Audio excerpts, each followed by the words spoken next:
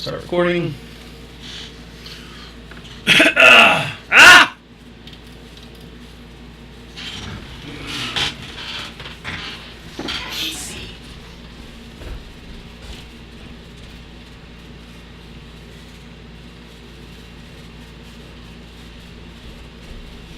You cool enough?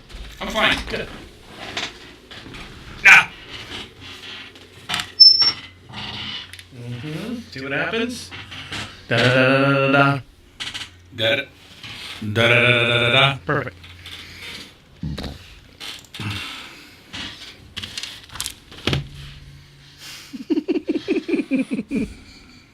Remember about breathing on the mic? Ready? Ready. Okay.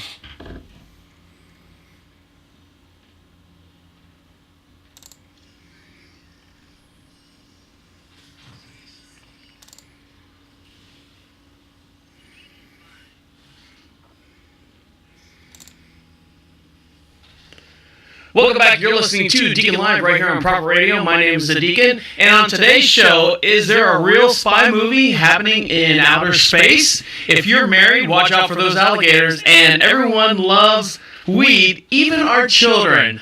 Over to my right-hand side is Teacher-man. Teacher-man, how you doing? I'm doing great. I hope everybody had a wonderful Labor Day. Yeah? Make sure you move real close when you want to talk on the microphone. I hope everybody had a wonderful Labor Day. That's perfect. Let's see. Everything going good with you? You got a lot of stuff you want to talk about. Well, I have a couple things that I can talk about real quick, and then some stuff we can save for later on. Okay. But I have that, they're an older couple that I deliver Meals on Wheels to. That we've talked about this back and forth. They have a truck, they have a Cadillac, and now they want to sell me the truck again. And what else is going on? And a couple days before the Labor Day weekend, I believe it was last Wednesday night, prior to Labor Day, there was at 4 o'clock in the morning. I'm dead asleep, just sleeping away like a baby. And I hear boom, boom, boom, boom on the front door. What? Boom, boom, boom, boom on the front door. I mean, boom, boom, boom, boom. All right. Well, you know, and we've talked about it. I have guns. All right. Well, we'll get into that later. Right. We're going to do a segment just for Teacher-man so he can spill his guts on a lot of other things. Make sure you're following us on our social networks. Make sure you like us on our Facebook page at prophetradio.com. Make sure you like us on the Instagram, the Twitter, and we give away a lot of free swag. We've got a lot of free swag out there. We got a bunch of stickers, we got hats and stuff like that. And if you go to the Proper Radio website under the swag section right now, you can see what's available. And all you got to do is click on that and fill out all the information and send it to us. Comes right here to the studio, and we send them out. We got a whole bunch right now. We got a whole bunch of bumper stickers and whatnot we can give you, and it's free. All you got to do is just fill out and believe me, we're not going to sell your information. We're not going to pass it around to anyone or anything like that. And one thing that you didn't know, Teacher-man, is on the website underneath where it says swag, right below that. And let's see if I can pull this up because everything's running slow. Everything's running slow today. On the actual website, there's a section on there that says share with us. And when you share with us, guess what happens? You can upload a photo. There we go. You can upload a photo or anything you want to share with us. If you got, if you want to talk about something, you can upload it, and it comes right here to the studio. And at any time, if you want to share a picture of your kids, or you can also do it on the Facebook and whatnot. But it's just one more way to stay in contact with the show. Teacher-man, you doing okay? You had you know what? I always get it confused. Is it Labor Day or is it Memorial Day? Labor Day. Now, why do they call it Labor Day? Well, it was a day that was set aside by one of the past presidents, right, to celebrate all the workers in the country, and gave everybody a day off. Now, what's weird, and I was thinking about this the other day, is that have you noticed that our holidays are really, really spread out as far as, they're not all crammed together, they're not all slammed into one month? Have you noticed that? Like every month, I mean, and this is the roller coaster that I live on in my brain. Are you ready? Okay, go ahead. Let's roll. So you got New Year's Eve. Boom. New Year's Eve. Yeah. Woo. And you got the next day off, right? New Year's Day. All right. So that's the start of the year. And then you roll into that. And just recently, they created Martin Luther King Day. Correct. Right? So then bank holidays get all that off, and then you get into February, and you're just like, all right, here's the start of the year. I got to get back to work and stuff. And then you get this little lovers holiday, Well, you don't have a day off. Well, you don't have a day off, but you got this little lovers holiday, Valentine's Day, and then what's in March? Well, don't forget President's Day. I mean, you can't leave those guys out. Oh, I'm sorry. I didn't mean to leave those guys. Oh, man. Well, I don't get presidents. Kind of an American to you. I am a very good American. All right, go ahead. And March. And in March, but you see, like, everything's kind of, outside of actual religious holidays, when I say religious holidays, you got, and Thanksgiving's not a religious holiday, but it's a historical event. Outside the made-up holidays, Mother's Day, Father's Day, Grandparents' Day, Second Siblings Day, Valentine's Day is a made-up holiday. What other holidays are made up just to kind of fill the gaps in between the other holidays, like Thanksgiving and Christmas? And you got Labor Day, which is a made-up holiday, Memorial Day, which is a made-up holiday. But you see, they didn't throw them all into 1 month. Well, I think they wanted to keep them spread out, too, so you didn't have the whole month off. Well, I know that. But if you think about it, every month you're looking for either that holiday for that. What's the holiday for this month? We're into what, September now? Well, we just had it. Well, no. What was it? Labor Day. When was Labor? I know, but what day does it actually fall? Oh, it falls on the 3rd. Well, no. Labor Day is always the first Monday of the month of September. And see, that gets me too. Some days actually physically have a day. Like, New Year's Day is the 1st. And then there's these weird, crazy holidays like Thanksgiving, which is the last Thursday or the 3rd Thursday in November is always this day or whatever whatever it falls on. And why? Why divvy them up that way? Why don't you just say every day is this? Well, because Thanksgiving might fall on a Sunday then. And then you wouldn't have anybody having a day off. See, it's a conspiracy. I think it's a conspiracy with the government to try to... And a good one at that. All right, well, and you know what it actually does? It actually, it kind of teaches you that whole thing about watching what you eat, because if you had all the holidays all in like 2 months' time, we'd all be big fat fucks and wouldn't get anything done for the rest of the year, but you would be driven into the ground for the rest of the year. You're waiting 8 to 9 months for your next physical, holiday to come around that they crammed them into a couple months. So are you doing okay on your diet? I'm doing okay on my diet. Yeah? Yes. I'd like to say that I've been, good with my bike. I haven't been as good as I should have been, but right. I haven't been bad either. But refresh everyone's memory. What do you do on your bike? You ride around town with your top off and little Speedos? What are you doing? And I get, other people to chase me. But no, I have a recumbent cycle in my bedroom that does my legs and my arms. Okay. And you haven't been doing that lately? Well, I have, but not religiously. Okay. So, have you changed anything in the way you're eating? Or are you still good? Because I'm still doing my 16-8. Now, I haven't done this past weekend because we had Labor Day week. Labor Day? I'm going to mess this up every time. Labor Day. Labor Day. So we had Labor Day weekend, and I actually took one more day for just myself to recover. Oh, I was so hungover the next day. But so and what do you do when you're hungover? One of the things that I look for, and unfortunately on the French, we have gotten nothing like fast food wise and stuff. Oh, by the way, we're live in the Queen City studio located in downtown Charlotte, North Carolina. I forgot to give the Queen City studio a shout out. So your hangover food is what I want to get to, and back to our diets and stuff, because now everyone, you're from September all the way, because guess what's next month? October. What's in October? Halloween. You start slamming that Halloween candy and stuff, and then you go, all right, I'm not going to eat any candy and stuff. And you eat it before the 31st, and then you slam right into Thanksgiving, and then you slam right into Christmas, and then New Year's, and then guess what?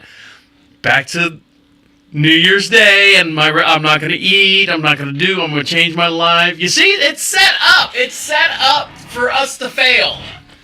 Well, I think you're right. We most of us don't fail. No. I don't think we do. Well, we just have to be careful in the next couple of days. It gives you something to look forward to. I mean, we wish our lives away, honest to goodness. Yeah, I know. Because when Thanksgiving's here, I can't wait till Christmas. I can't wait till New Year's. I can't wait till President's Day. Bing, bang, boom. Yeah. So the thing I wanted to get into was like the fast foods or whatever, like your home remedy for like hangover foods. Do you have any like home remedies, like your own that you must have? Let's say you've got a really, really horrible, even back in the day, was it a really, really bad hangover and stuff? What did you crave? And I'll give you the top. Excuse me. I'll give you the top actual things that they say that you're supposed to have when you have a hangover. Well, I do have one, but I'm sure it's not on the list. Now, I understand tomato juice is one. Now, you have a hangover now? No. But I have... Wise guy. I have, if I'm really feeling bad after a hangover, having a hangover... Home cook, not it's done at home. Okay. I don't go out for it. All right. Because I don't feel like going out for anything. Right. And believe it or not, it's a mayonnaise sandwich. Just a straight mayonnaise sandwich? Mayonnaise sandwich. Just bread? White bread? Any kind of... 2 pieces of It's got to be nice, white, fresh bread. Now, what if you don't have white, fresh bread because you've used it at the party the night before? Then, you know what? I'm SOL. So you just, like, stick a spoonful of... No. I don't have a hangover food. Matter of fact, if I have a hangover, most of the time... I don't eat much of anything. Really? Nope. Well, you're supposed to, because your body's missing something. Oh well, what it's missing is water because I do drink a lot of it. Okay. Well, here's my big hangover thing is and my wife will attest to this it is a peanut. I don't care what kind of bread it is, preferably wheat bread, and fresh. It's got to be fresh bread, and it is crunchy peanut butter on one side. It's got to be jam, because jelly doesn't spread worth a shit on fresh bread. It's got to be grape jam. I got you. On the other side, and then I get the biggest bag of nacho Doritos, and I pull my hand out, and I shove it on the peanut butter side, and I eat 2 of them. And I shove the grape slice of bread on top of that, and I crunch it all. I don't even care if all the chips fit on the sandwich, and they pour off to the side. It's like a bonus, and I will make 2 of those. And they literally, if you're watching the video here on the YouTube channel, the sandwich is about this thick. Oh. It's about that thick. That make you so damn sick and forget about your hangover. Well, it tastes so good. I mean, you got the you got the sweet, you got the freshness of the bread, you got the saltiness of the peanut butter and the cheese. Are you gonna puke? What, are you okay over there? That's horrible. Horrible. No. The worst. There's only one worse than that, and that was my cousin, and he's a preacher, so he didn't drink, but his favorite sandwich was bananas and mayonnaise. Well, yeah, and that's a Southern thing. Whether no, bananas and peanut butter. Well, I think both ways, because my dad used to make them both ways, and he was hungover a lot too. So depending on what he was drinking that night. Oh, so we're gonna take a quick little break. We're gonna come back with the 25 best food. I'm not gonna get into all 25 of them. I'm gonna give you a list of how to get into these next couple months of holiday seasons and the parties and stuff that you're gonna get into, and some of your hangover foods that you can take this list of food. Hopefully it'll help you a little bit. And we're also going to talk about all our people overseas. All our people overseas that have listened to us for the last 30 days. And the numbers are great. And we appreciate each and every one of you. You're listening to Deacon Live right here on Prophet Radio. Stick around. We'll be right back.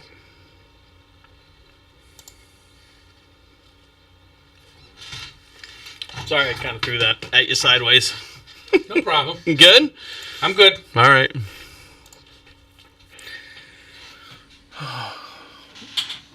Yeah, usually towards the holidays, you'll see not Cool Ranch Doritos, you'll see Nacho Doritos in there.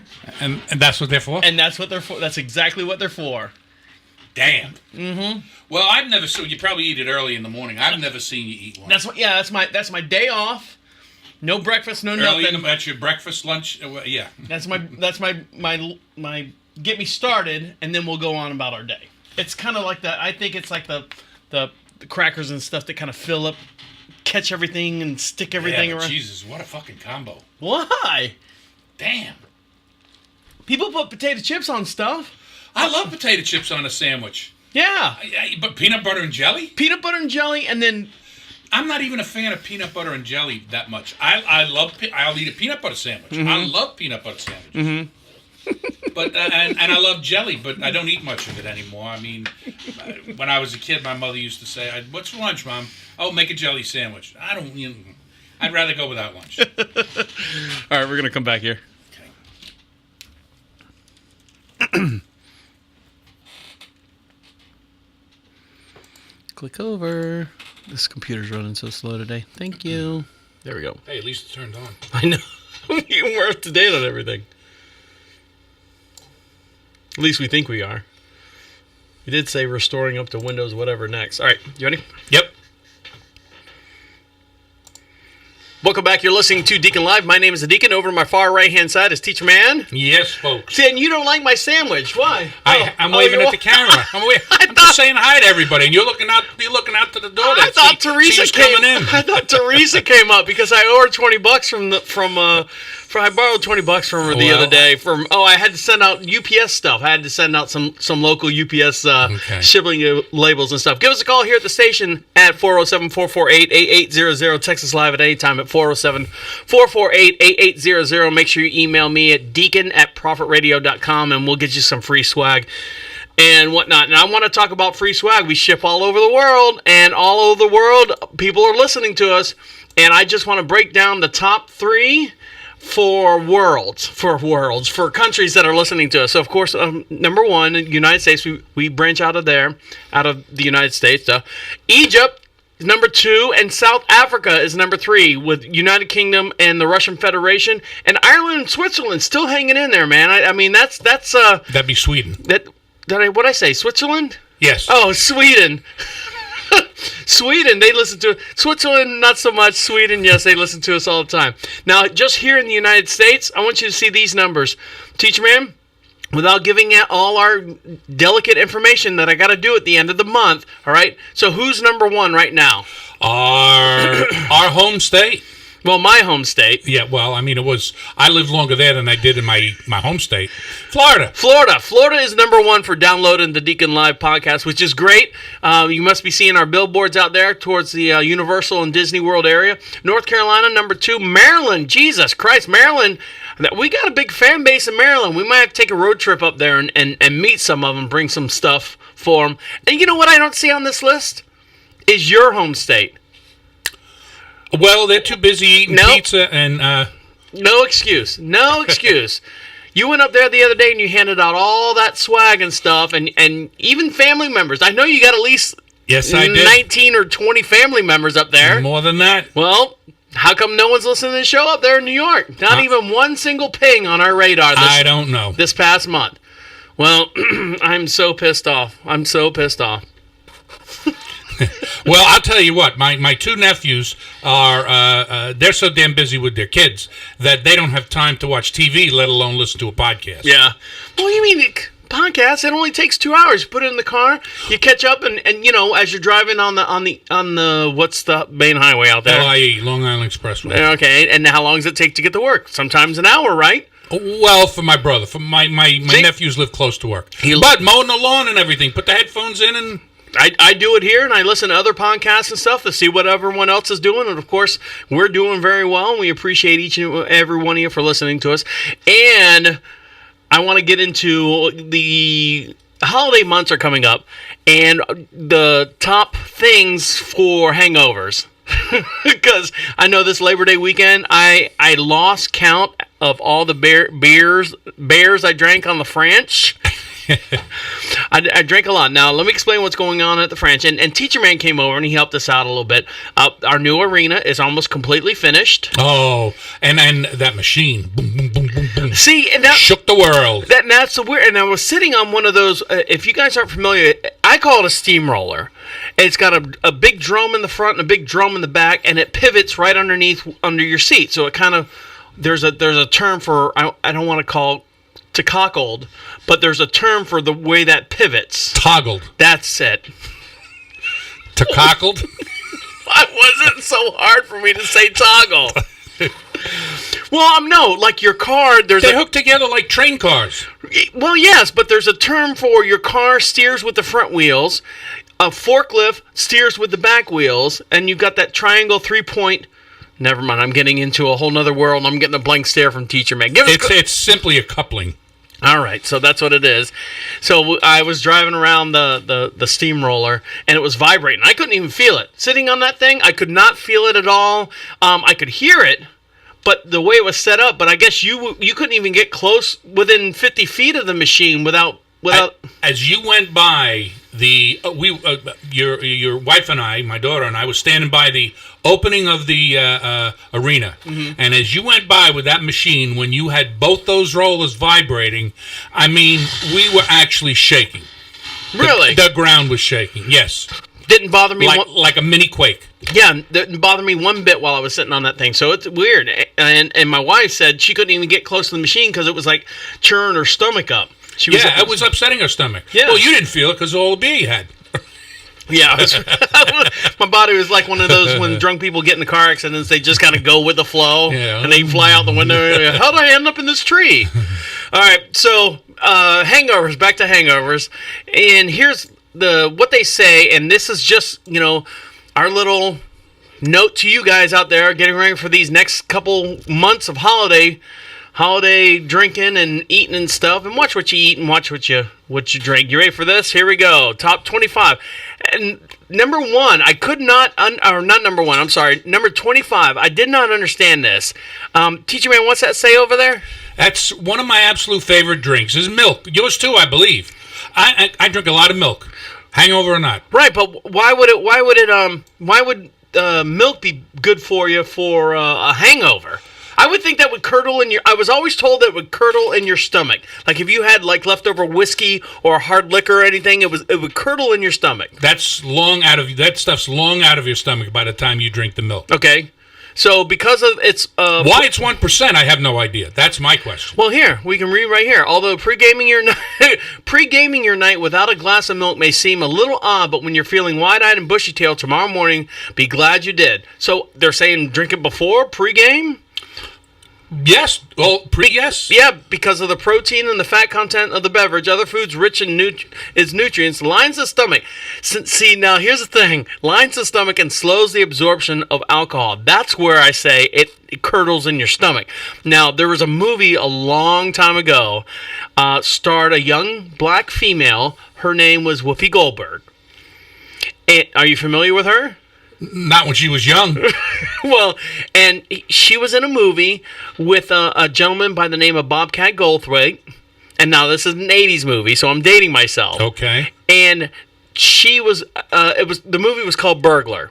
And she was trying to find out something, blah, blah, blah. Anyways, the scene is they were going to bar hop all night to look for the guy who stole whatever diamond. And Bobcat Goldthwait said, if you line your stomach with olive oil, you can drink all night long. And he's chugging olive oil in the New York, so it's all these little Habib shops all over the place. Sorry, Apu.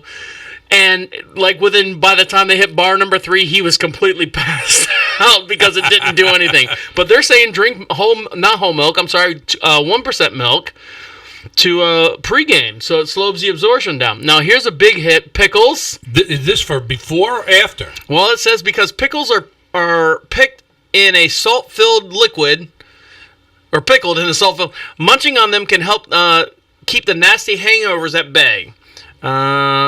Eat them as like edible Gatorade. They're filled with the same hangover-fighting electrolyte sodiums that make the drink so effective. So, if you have a bad hangover and you can't find some Gatorade... Chug some pickle juice, and eat some pickles. It doesn't say kosher dill or anything. And nuts, of course, we know that's always good. Spinach, kind of weird. Of course, a big fat nasty burger. That would be my sandwich, my Dorito sandwich. As you're getting shit-faced. Well, it says before you place your first beer order, ask the waiter to bring you a big juicy burger. But after that, you don't want it to have anything. You're too full. You don't even want to drink anything. Was that your stomach gurgling? No. Okay. That was my third beer. Pear juice. They say make sure the secret to waking up without a pounding head. See, this is all this Asian pear juice. They're saying do this before the hangover. Before the hangover occurs. Blueberries, red ginseng tea, soy protein, lemon, tomato juice. Here you go. Not in the top 10, but here. Red is better because they have antioxidant. They boost liver functions. Coconut water, which I thought coconut water was all BS. Coconut milk is BS. Coconut water is actually very good for you. Is it really? Yes. I don't know. I got another study here somewhere. Watermelon, because it's 85% water anyways. Turmeric? How do you say it? Turmeric. And they were doing that with, they were doing it on your face. Like making a paste and stuff, and it makes your skin look younger and stuff. Have you seen that? Yeah, but turmeric is it will dye your skin. I don't know why you would put that on your face. I don't know. I saw some article on Cosmo. I think they were pulling your leg. Yeah, well, Cosmo's been pulling everyone's leg for a long time. Sports drinks, just be careful. Watch your sugar intake on that. Green tea, guava. I guess guava would fall in the same thing as far as... pears and whatnot. Honey, of course, soothes your stomach. And then they get into... Now, here's the top 5. Top 5, Greek yogurt. Though alcohol causes dehydration, it also makes it hard for the body to maintain blood sugar balance. So, this is... while you're experiencing these contradicting symptoms. To banish the bad feeling, reach for some Greek yogurt. So... Have you ever done that before? Again, back to the milk thing. You would think it would curdle in your stomach. Well, let me tell you this. Okay. As a teacher man and as biochemistry was my major, I can tell you this, that there's an enzyme in the stomach called renin, and renin curdles milk. Okay. But when it happens in the stomach, it's not like when you're drinking curdled milk and it stinks and it smells. That's what gets you upset and sick. But not once it gets in the stomach. Milk is automatically curdled when it hits your stomach because of that enzyme renin. Okay. Is there renin in Greek yogurt? No, but there's renin in your stomach. Okay. All is what I'm saying. I got you. So no matter what you eat, dairy-wise, yeah, I got you. Jinx, you owe me a beer. Ginger, just straight up ginger. We know ginger. And something I didn't know, and I was reading this the other day, because we had some diet ginger beer, because the fam likes the Moscow Mules, and I'm sure you probably had a couple. I have. And I didn't know that ginger beer is actually made from the ginger root, as to your ginger ale and stuff is made from the extract.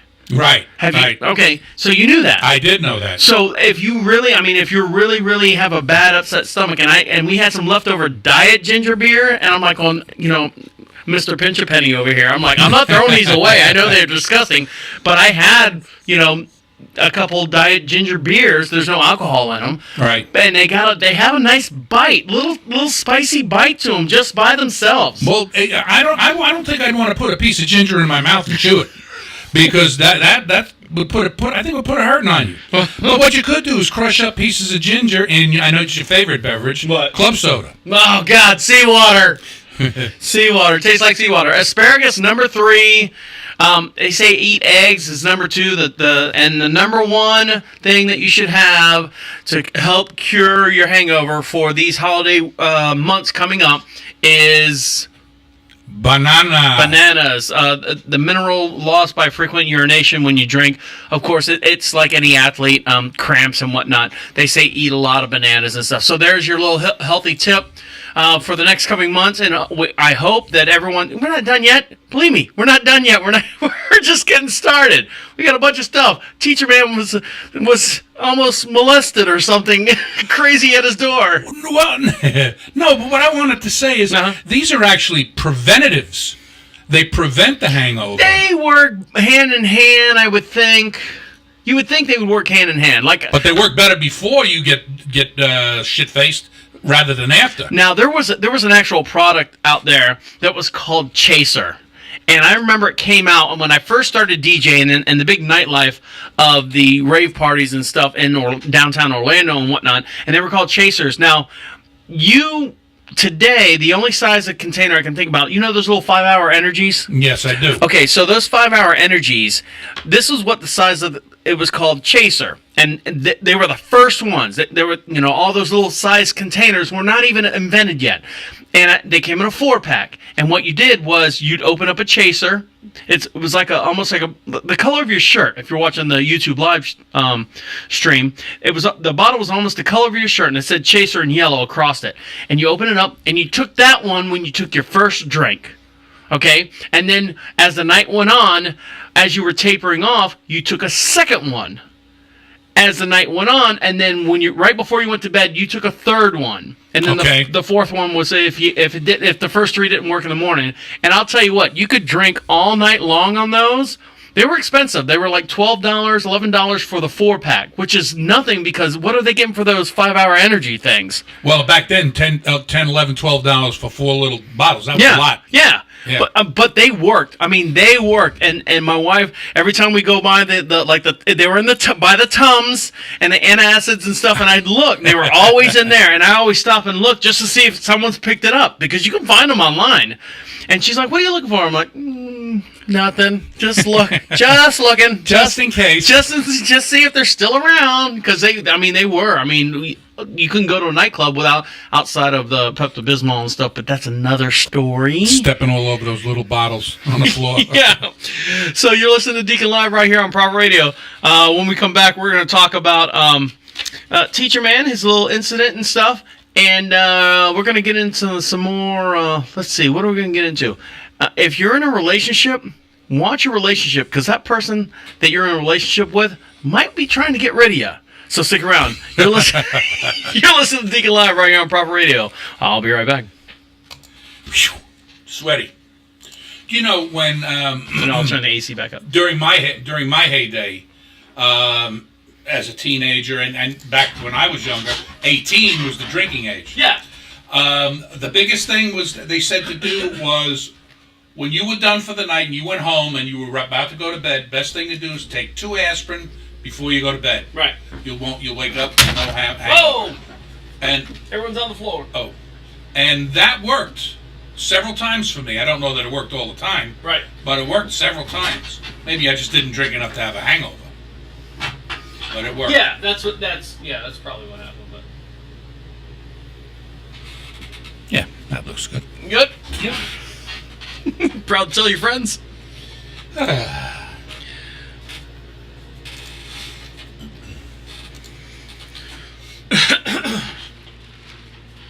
got to get my show beer.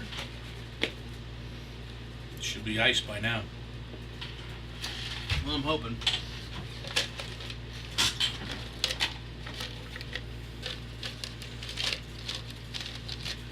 I got my show beer cam. See if I can get this up a little bit.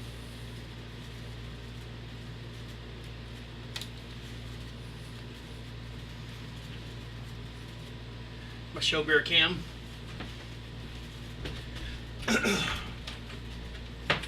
Shut up, Teresa.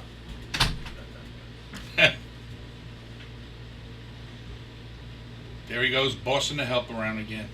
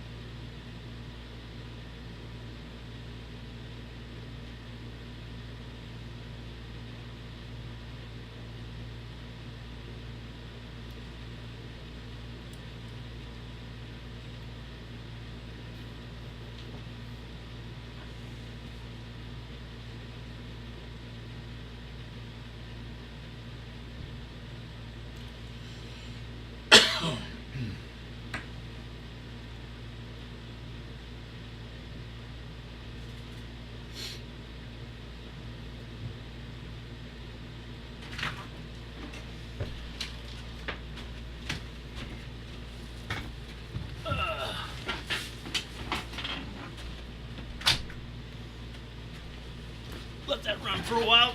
You ready? Yep.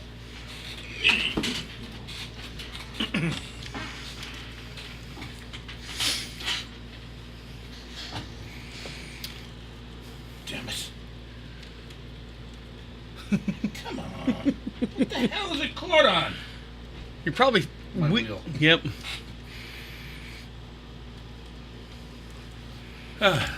You okay now? Yeah, I think I'm untwangled. You're all collected? Yeah. All right. What was wrong with your headphones? I just, You're this such big dummy can't figure them out. You're such a mess. You're such a mess. Welcome back. You're listening to Deacon Live right here on Prophet Radio. My name is Deacon. Over on my far right hand side is Teacher-man. Hey there. We are live in a downtown Queen City studio located in downtown Charlotte, North Carolina. Text us anytime at 407-448-8800 and email us at anytime at deacon@prophetradio.com. We'll get you a whole bunch of free stuff. And make sure you're following us and subscribe to our YouTube channel because you can see I've got I'm going to rename the Bullet Cam the show beer. I'm going to pull this up here. Hold on. So right here, see where it says Bullet Cam? Yes, sir. All right, so that's the show beer.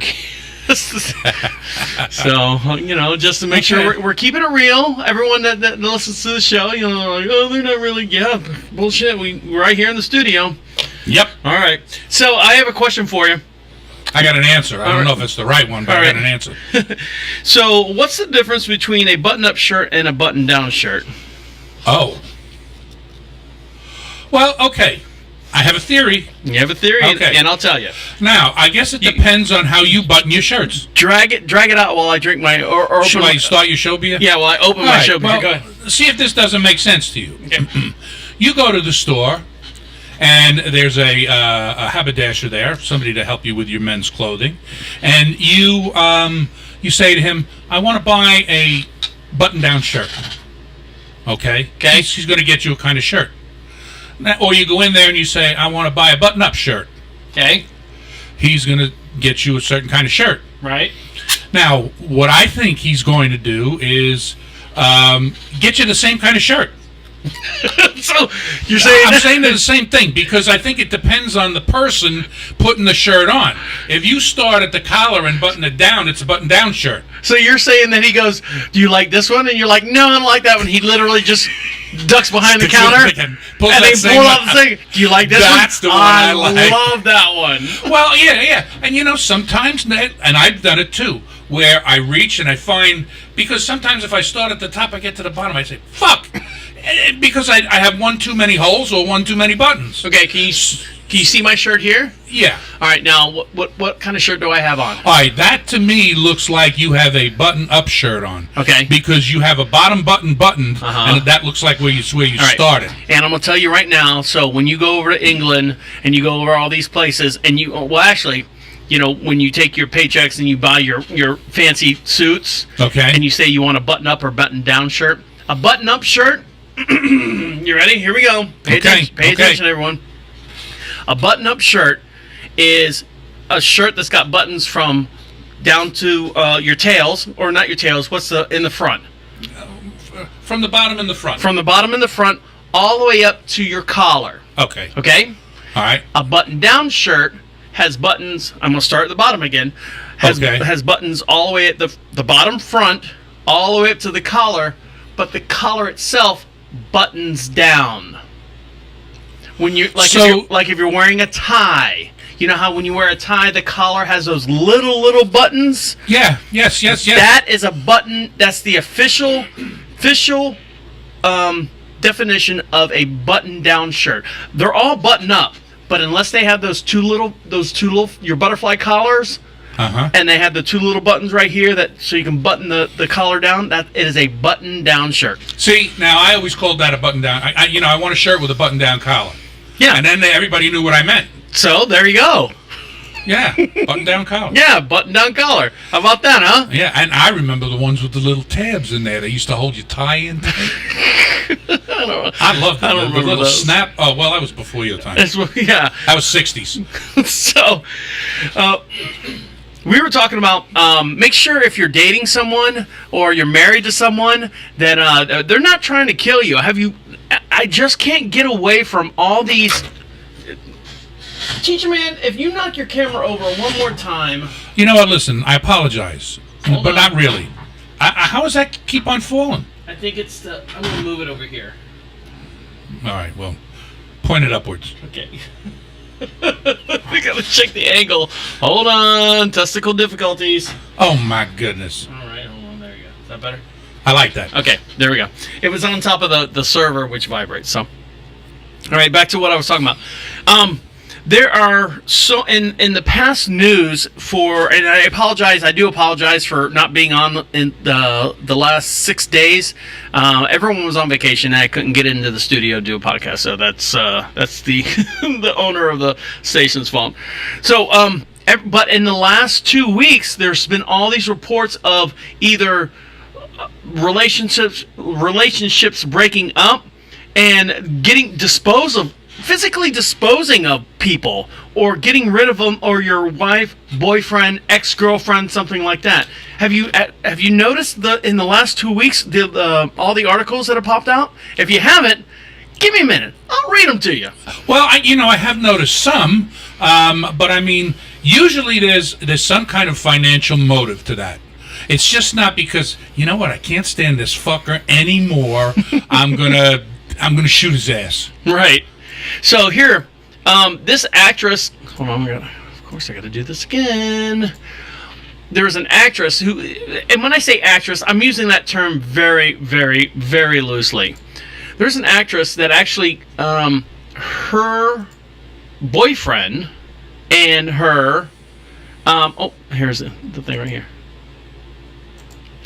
I gotta stop getting them for this news source. 1 second. Never wants to click when I want to click. Where did I get this from? Oh, there we go. So, news article reads, actress tried to use acid and alligators to dispose of her husband's ex-wife. Can you believe that? Well, she's already the ex. Why? I don't know. Okay. Probably it didn't work because the gator didn't like the acid. You know what it was? Hold on one sec. She was actually, they were fighting over child custody, or he was fighting over child custody with her, and she wasn't, the ex-wife was giving her a hard time and all this stuff. But so this actress, her name is Amanda Hayes. I would have to have a point of reference. Yeah. I mean, like what she was in. She was like one of the third and then Stepford Wives. You ever seen that? The recreation with, I think, not Tom Cruise. I know what one you're talking about. With what's his name from the movie with the guy with the thing with the monkeys, Project X, Matthew Broderick. Yeah, that was. But yeah, she got tired of fighting with her husband about it, or her boyfriend and his ex-wife, and ended up using acid, chopping her body up, and using acid and alligators, and she got caught. And that's one. Wow. Let's put that one down. So that's one. Wow. And let's see. Here's another one. Of course, all these are in order. That's the. Give me 1 sec. I know. The biggest one that's happening right now is the Chris Watts. Have you heard anything about the Chris Watts, the guy out in Colorado who murdered his wife and their two? She was pregnant and murdered their 2 kids as well. Yes, the 2 daughters. Well, yes. tell me what you know. Well, only that I know that he wound up just falling off the ass end of a turnip truck and saying, "Yes, I killed my wife and I killed my 2 daughters." Mm-hmm. They found his wife buried somewhere, and they found his 2 daughters not far away in an old oil tank. There was oil in it, and he figured that the oil and everything would destroy DNA and evidence and stuff like that. But he wound up telling them where they were. It was horrible. Is that what the latest on that? Because what I've got is he was saying that she went away on a business trip, and they were talking about getting back together. And I'm going to play this little update right here. they were talking about getting back together, and then when he returned home from work or whatever the case may be, I'm gonna let the video explain 1 sec when it loads up, is that he saw her on top of the kids strangling them, and he flipped out and strangled her. So that's the story that he's going with. Well, how did the kids wind up dead? The mother killed them? The mother killed him, and that's why he freaked out and killed her out of quote unquote not self-defense, but I mean, what is the moral, what do they call it? Out of just rage. I mean, pure and simple parental rage. I mean, if I saw somebody I wouldn't care who it was, somebody trying to kill my kids. Stilted lover? Would that be a stilted lover? Jilted. Because the stilted lover would make it over the wall. Right, and be standing real tall. So the jilted lover would... Oh, God. Oh, we're going to hell, too. They didn't teach English at Evans. They didn't. Thank God I went to Oak Ridge. So, give me 1 sec while I play this. Oh, I know. My internet is... The station, I think we're running on like 2 cylinders on this 8-cylinder car banger thing that we got here, so... You know, we may very well, while this is loading, we may very well be talking about 2 different cases. But this was a mother and 2 daughters. Yep. Okay. Same case. And there's nothing in it about finding the daughters in oil tanks, old oil tank. I mean, these were, you know, like the old oil tanks you see up on stilts, or I should say jilts. He was trying. Yeah, thank you for that one. He was actually. I'm not going to wait for this. I'll give you the crux of the story. Go ahead. He was trying. He was so embarrassed or so shocked and horrified that she, the mom, killed the 2 daughters, that he was trying to cover the whole entire episode up. Wow. So that's one. That's another one. That's 3. Jesus Christ, 3. I'm telling you. And then the last one I want to get into, and this kind of hits close to home here. I have a good friend of mine. He's a tattoo artist, and I'm not going to get his name. I'm not going to besmirch his name. Is that the right word? I don't want to besmirched or besmirched. He was married is married for 20 years. 20 years. And when I say 20 years, he's my age. So he got married very, very young. I mean, like right out of military academy, whatever like that. Okay. Got married and whatnot. And I haven't seen anything as far as, you know, we were friends on Facebook, and he's been with Prophet Radio for a long time. He's a great tattoo artist. He was a sponsor for the station for a long time. And all of a sudden, I didn't see anything from him. He was, you know... Dropped off the face of the earth. Dropped off the end. And it's one of those things, I've said this before on Facebook. You're used to seeing, okay, when I go into my Facebook feed, hold on, I got to play it, so I'll make sure everything gets in. Time to check my Facebook. Facebook, gotta check my Facebook, gotta take another look. Nothing new, I am hooked. What to do? Hit refresh. So, and it's one of those things where you know exactly what you're going to see when you scroll through your Facebook page. Right.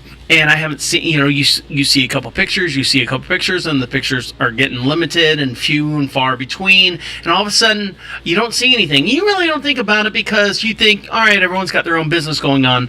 And then all of a sudden, you see this person that you were, you know, friends with, and you know, you had a business relationship with them at one point, and they've completely changed their look. Like, he had the big full-on, like the you ever seen, like, when the kilts and Irish and the big Irish mustache and the big thick Irish beard. Handlebar mustache. Yep, big handlebar mustache and big thick beard, and I mean, he looked good. He looked good. He was all tatted up, young kid and whatnot. And all of a sudden now that looks good on a tattooed guy. That does look good on a tattoo guy. I would get a tattoo guy or get a tattoo from that guy rather than the homeless looking guy who's sitting in the corner with with holes in his shoes. But all of a sudden he's clean cut.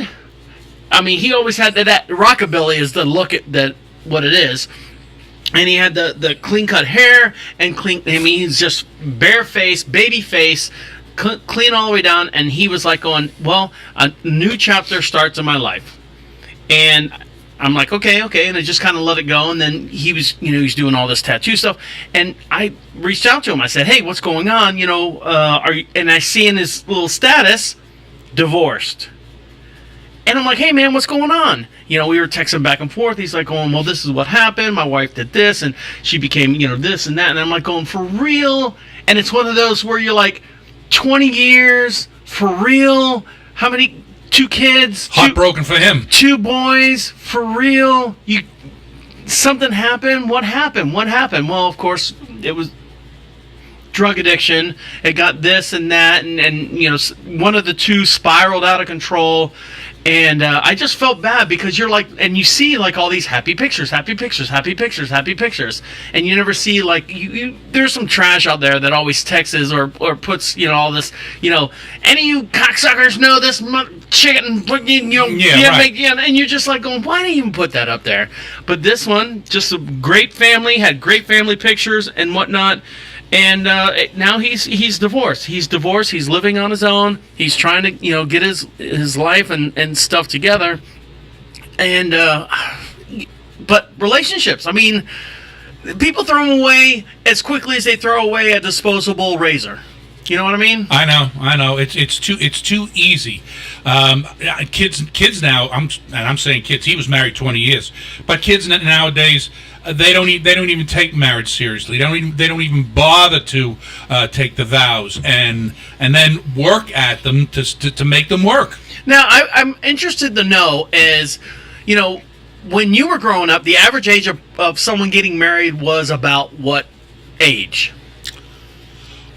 Usually it was, well, from a lot of the kids in my day and age, and my mom and dad's day and age, kind of right around you. It was after they graduated high school. Exactly. My mom was 18. I think my dad was 23, 24 years old. If you went to college, it was after you graduated college. And my dad, he actually married my mom after he got out of the military, and he did a short little stint in the reserves. He did 4 years in the reserves, so that's what you did. Yeah. And then, in the 90s, everyone's getting married later. Everyone's getting married in their 30s or, pushing off families for careers. They're pushing off this for that, and they're pushing off having children and all that stuff.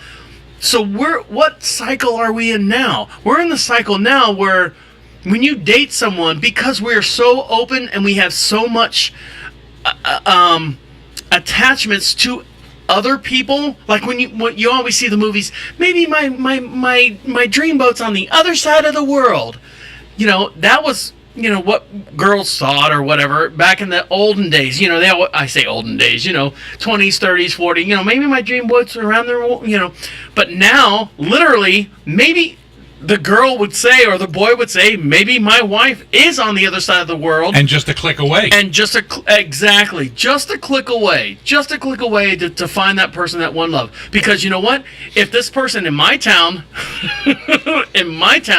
is not right for me, maybe there's someone in the next state. Maybe there's someone 2 states over. Maybe there's someone, the next country over, or the next. You're right. The next click over is where I was going with that, and I think marriage is going to be out the door. I think marriage is going to change drastically. The whole landscape of marriage in the United States is going to change drastically. It's too much of a revolving door. People don't want to work at the marriage itself. They don't, and they don't want to stick to the vows. And that's a true. Well, both of them are a true statement on both parts. They don't want to work at it because why? It's just too easy for me to go this way. I'll go out and do it again. And they don't want to work on the vows because I think, and I hate to say religion because I'm not a religious person, but I do believe in some standard, like a standard itemized test. Itemized. Standard itemized. Yeah, itemized test. I think there's some, things that you be good to your neighbors. The golden rule, do unto others, and blah blah blah. So standardized. There's standardized things that people should live by. Right. So I think that's all going by the wayside, and I blame. Who do you blame?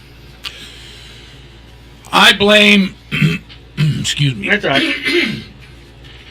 I blame the. I blame the internet. Well, I do that, but I also blame, which started way before the internet came about.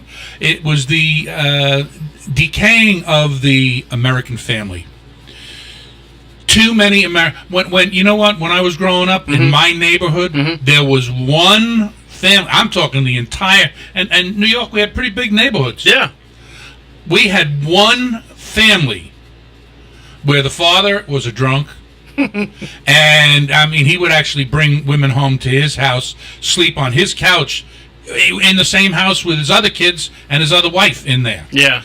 Everybody else, they stuck with their spouses. Yeah. And they watched over their kids. They watched over the other kids in the neighborhood. And there's just not that.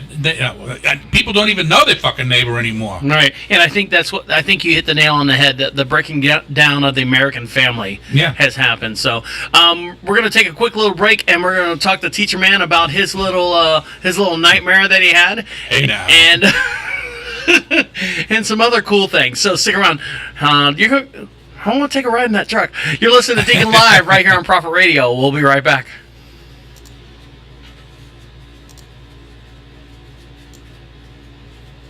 You know, before I do anything with that truck, I'm going to have a mechanic look at it. Yeah. Because I just don't want to, buy something and, have it be a mistake. Mm-hmm. I know I'm kind of getting upset about but she's let me handle it. The guy with the Nissan. I'm like going, dude, let's get this fixed. I want to get it done and get out the door. Well, the thing about it is it happened at the wrong time. The guy's on vacation. He deserves a vacation, same as everybody else. Yeah, but he's not been on vacation. He said he was going to return today. Okay. And you really didn't expect a call today, did you? I don't know. He's probably does he own that business? He's the manager. Okay. I don't know. Because I'll tell you, the whole time, and I got there way before you did. That day that I met you there, all he did was sat in that office, and not that funky looking bimbo that was sitting next to me. There was another girl that was sitting right next to the door where you came in. Mm-hmm. He sat in there the entire time. The guy with Bluebeard? Yeah, bullshitting with her. Really? The whole fucking time. And that I was waiting there. And I must have been there an hour. Really? Yep. Never went back to check on his boys. Never went to... the only thing he did one time was answer the phone. Well, that's good for him. Yeah. This internet's going to drive me crazy. It's because she's working in there. That's why. What time is it? Is she done? Mm-mm. Oh, it's 5 o'clock. You're doing better with that, by the way. Thank you very much. Well, I'm working on it. Yeah, you can understand a little bit better what you're, Yeah, well, I'm trying to, talk into it and lean away. Yeah.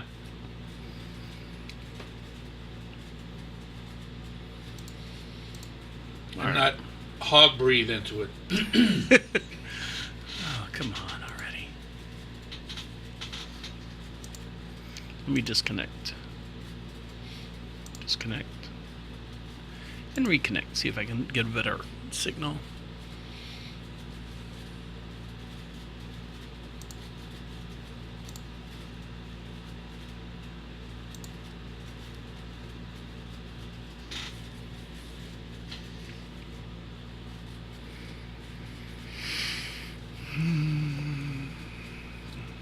She's probably on the phone. You know what it is? She's streaming Netflix. Oh, she's got something on the tube. She's at the same time? She's watching Netflix. Uh-huh. Well, hell, if I was working from home and I could do that, I would too. Well, the thing is, she's got her. She's a lot of bandwidth. Yeah, she's got all her computer stuff set up. She's got her, and I saw her. She was watching, Netflix on her phone, and doing everything at the same time. Oh, I thought she might have had Netflix on the No, TV. no. She's got it on her phone. All right, killing me. I don't care.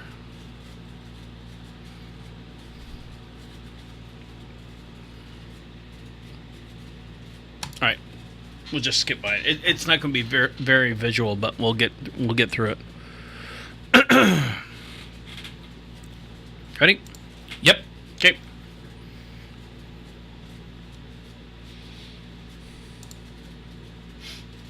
You okay with her? Yeah, just sniffing away from the microphone. I always ask you that because you never know when we're coming back. You can't tell the difference between the live broadcast and the on-air broadcast or the live video feed, and because you bounce back and forth. I'm fine. Okay. You're listening to Deacon Live right here on Prophet Radio, and we're talking about the live feed that is available on our YouTube channel. Make sure you go to prophetradio.com and make sure you subscribe to us. You can get all this behind-the-scenes stuff that happens when the mics go off. We've got 2 to 3 to 4 minutes to talk in between the sets that we did, and we are live in the downtown. Oh God, let me get this straight. We are located in the downtown Charlotte, North Carolina, live at the Queen City studio.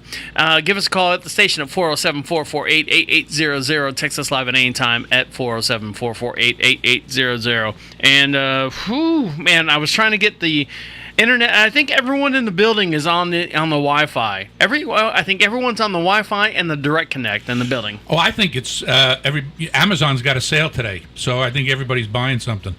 Yeah, and especially in downtown Charlotte, you would think that the bandwidth would be wide, but Jesus, everyone's eating everything up. Yeah. Yeah. Thank you, Amazon. Yeah, thank you, Amazon. So we were talking about. Let's see. I got the woman that ate the gators, and did you know? Speaking of gators and eating, and the woman who was trying to feed her ex-wife or his ex-wife to that butterflies will actually eat your blood, drink your blood if you let them. No, I didn't, but I did know this: that most animals, most living things, and that includes plants, will take up blood.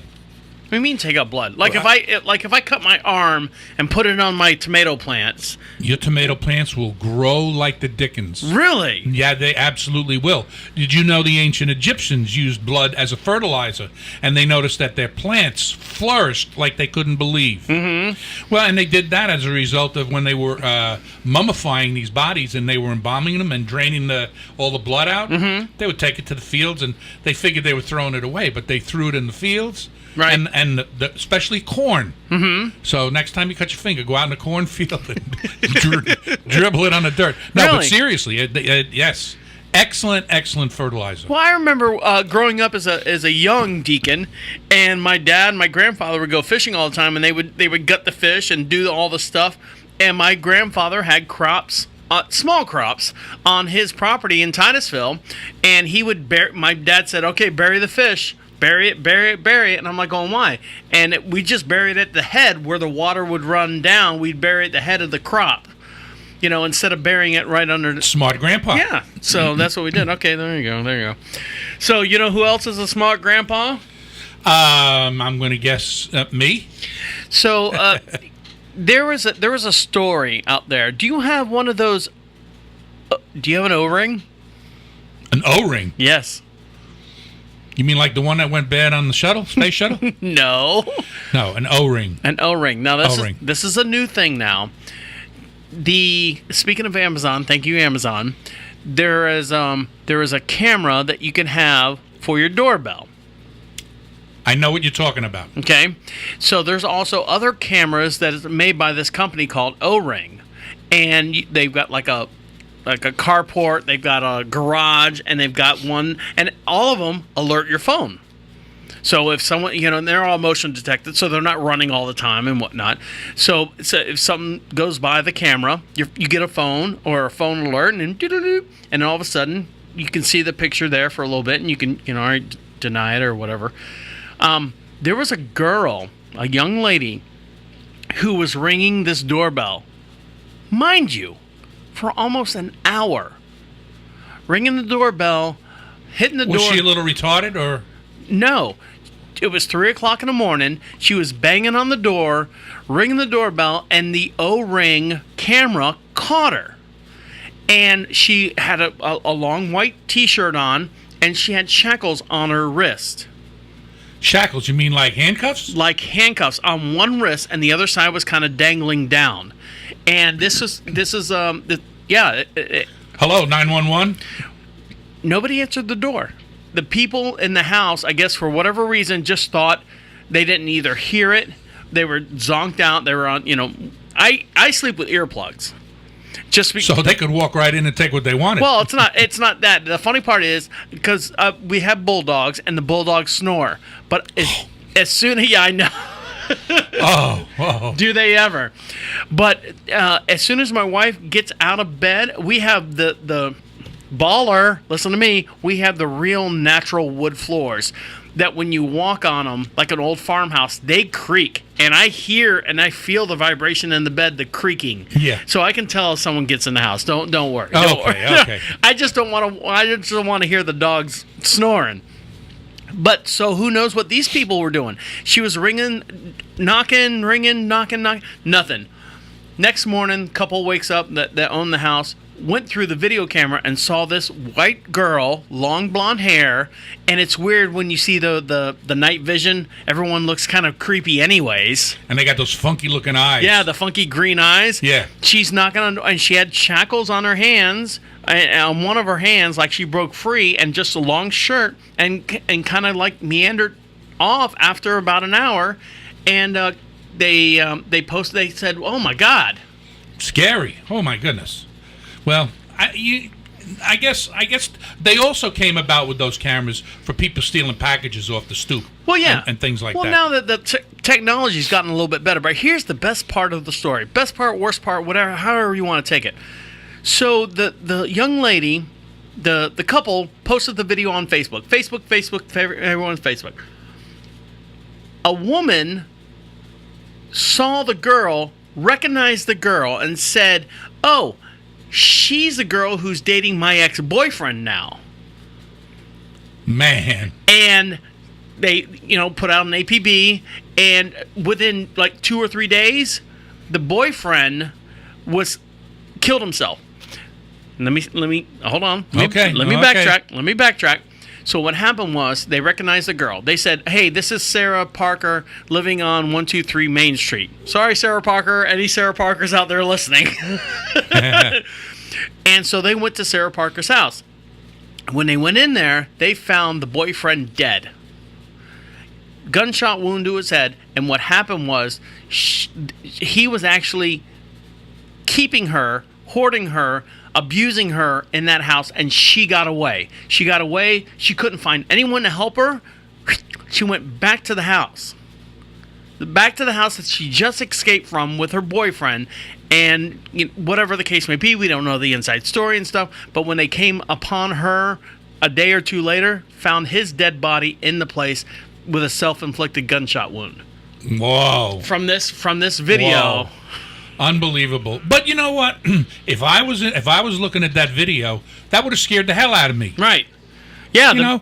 Where's this woman coming from with handcuffs dangling from her arms? I don't know. So you had a not a similar story, but just something that struck you as. It was scary. Yeah, for me. Well, it was scary for me. Tell me what happened. Shortly before Labor Day weekend, it was the middle of the week. Mm-hmm. I'm sound asleep, and all of a sudden I hear this boom, boom, boom, boom, boom, boom, boom, boom, boom, and it was like very regular, like boom, boom, boom. I'm going to keep knocking until somebody answers. Boom, boom, boom. Now what? Now you've got 2 entrances to your house. Right. You have your front door and the garage or the carport door. Okay. Now I have a plastic screen door on my back door. Mm-hmm. So that's a different kind of knock. Back door or side door? Side door. It's a side door. So that's a different kind of knock. Front door is a wooden screen door. So you really have to knock hard on that to hear it through the solid core front door. Okay. Now, meanwhile, I've got porch lights on out in the front where this front door is being banged on, and also at my side door. Mm-hmm. So, I mean, the person who's banging on the door in either case has to be standing under a light. Okay. So it finally wakes me up, and as you know, I have guns, and I always have one that's close to me where I can get to it from the bed very easily. Are you like the cliche sleep in the movies where you sleep with one under your pillow? No, I don't sleep with one under my pillow. All right. But needless to say, I grabbed the gun. I walked out there. I put the gun behind my back, and I'm in my drawers, of course. And I look out, and there's this black guy standing out there. Bang, bang, bang. I said, "Yo!" I said, "What's up?" He said, "Man, I'm just trying to get home." I said, "You know what time it is?" I said, "It's 4:00 in the morning." I said, "I'm sorry. I can't help you. Goodbye." And I stepped back away from the door. The knocking stopped. A couple minutes I look, and he's gone. Did you see where he went? No, I didn't look where he went. I was wondering if he went over to any other neighbors' houses. Right. Did you talk to them yet? No, I haven't. All right. Well, maybe it was one of them. Now he said... This was a black guy I did not recognize. Okay. And he said, "I'm just trying to get home." Now, if it was somebody, a black person from the neighborhood, from down the other end of the street, they would have been close to home. They wouldn't have needed me. Now, what did he physically look like? Was he wearing like a suit and tie, or was he what was he? Could you see what he looked like? You know what? I have to say, actually, he was a clean-cut looking kid. Okay. And not necessarily a kid, but not a man. I'm going to say in the 20s. Low 20s, maybe. Not scraggly looking, not dirty looking. Right. But you know what? I don't care who it is. Did you call the cops? Did you call the police report? No, I didn't. No? No, I didn't. I probably should have. So are you okay now? Yeah, I'm okay now. Next time I'll just shoot his ass. No. No. Because he was big enough where I don't know if I could have drug him in the house. Oh, really? Yeah, I said, if you ever shoot him, just drag him in the house. Yeah. I washed the blood stain where I did the drag marks. Oh. Well, unbelievable. I mean, needless to say, I didn't sleep the rest of the night. Yeah. But yeah, I mean, we live, you live, a little bit closer to the French,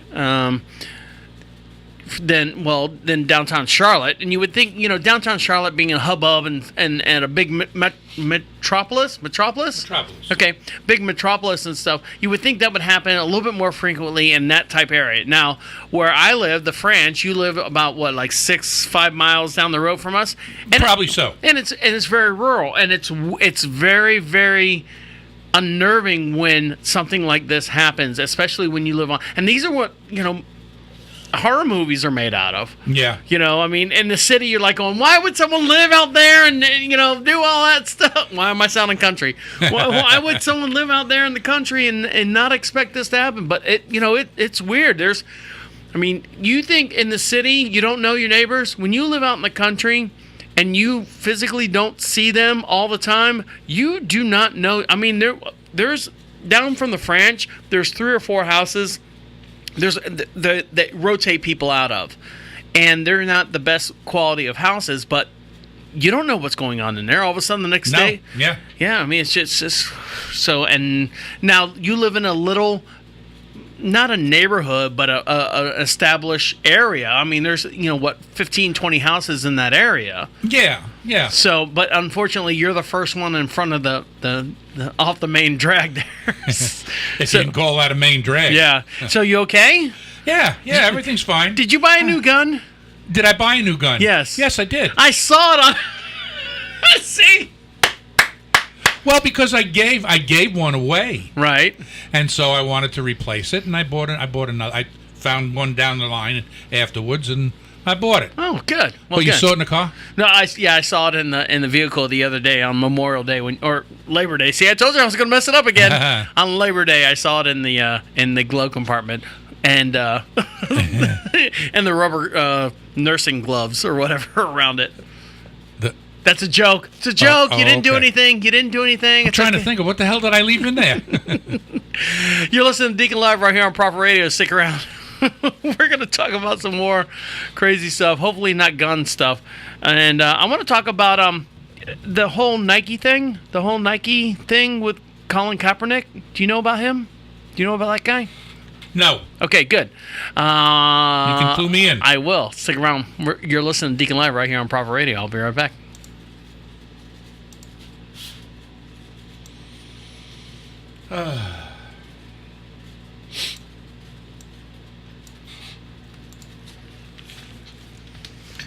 breather. Yeah, she's eating up the whole friggin'. Yeah, look, see? Is she? Yeah. She's eating up the whole friggin'. Well, next time we got to remember not to do this on a day that she's working from home. Yeah.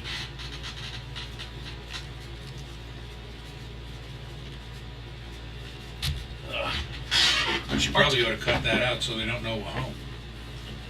Nah. Yeah.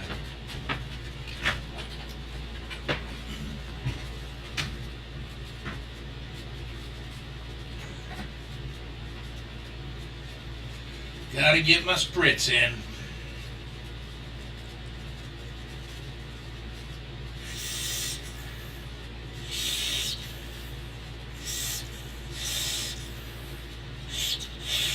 Oh, yeah.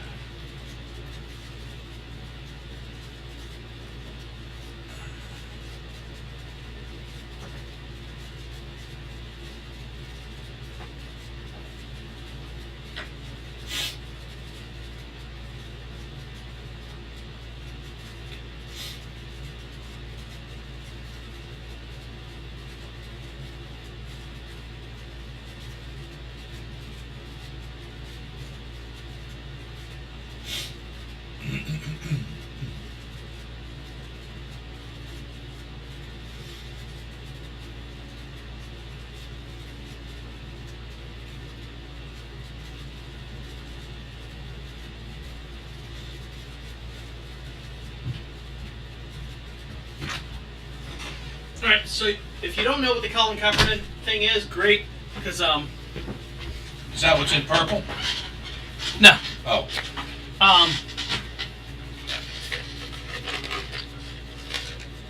I want to touch on it briefly. I don't want to expand on it because we could sit here for 4 hours and talk about it. Okay. It has to do with Nike? Colin Kaepernick is the one guy who plays for the San Francisco 49ers who's been taking the knee. He's the one who started the whole taking the knee thing. Yes. You Okay. know what? I did see a bit of that. He just signed with Nike. Well, I say he's just signed with Nike. He signed with Nike 2-3 years ago, and now they're using him as the face of Nike for the 30th anniversary of Just Do It, and it says basically, don't let your whatever, your feelings or whatever, keep you from doing what you want to do. That's all it says. And everyone's boycotting Nike and boycotting everything. And it's driving me insane. Yeah. Because I don't care. It's America.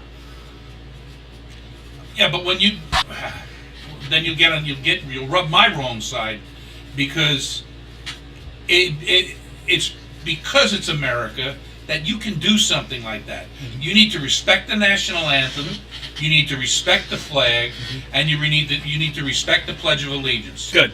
Here we go. Period. The end. Amen. Here we go. You ready? If you don't want to do that, guess what? There's a bus leaving every other fucking hour and a plane leaving every hour. Okay. I'll even pay for your ticket. Let's go on the air and talk about it. You ready? Stop using all the good stuff off the air. Well, don't get me excited. I know. Man. Welcome back. You're listening to Deacon Live right here on Prophet Radio, live from the Queen City studio located in downtown Charlotte, North Carolina. And make sure you follow us on Facebook and Twitter and the Instagram, and make sure you follow us on the YouTube, because Teacher-man was getting hot in that last episode there. Make sure you subscribe. We don't charge anything for you. We don't, bum rush you with anything, but at least when we post a new video of Deacon Live off the air, which is a continuation of the whole entire thing that you hear here on the Deacon Live station or the podcast, you could see us fighting behind the air. So I want to, and speaking of fighting behind the air, I'm going to go ahead right now.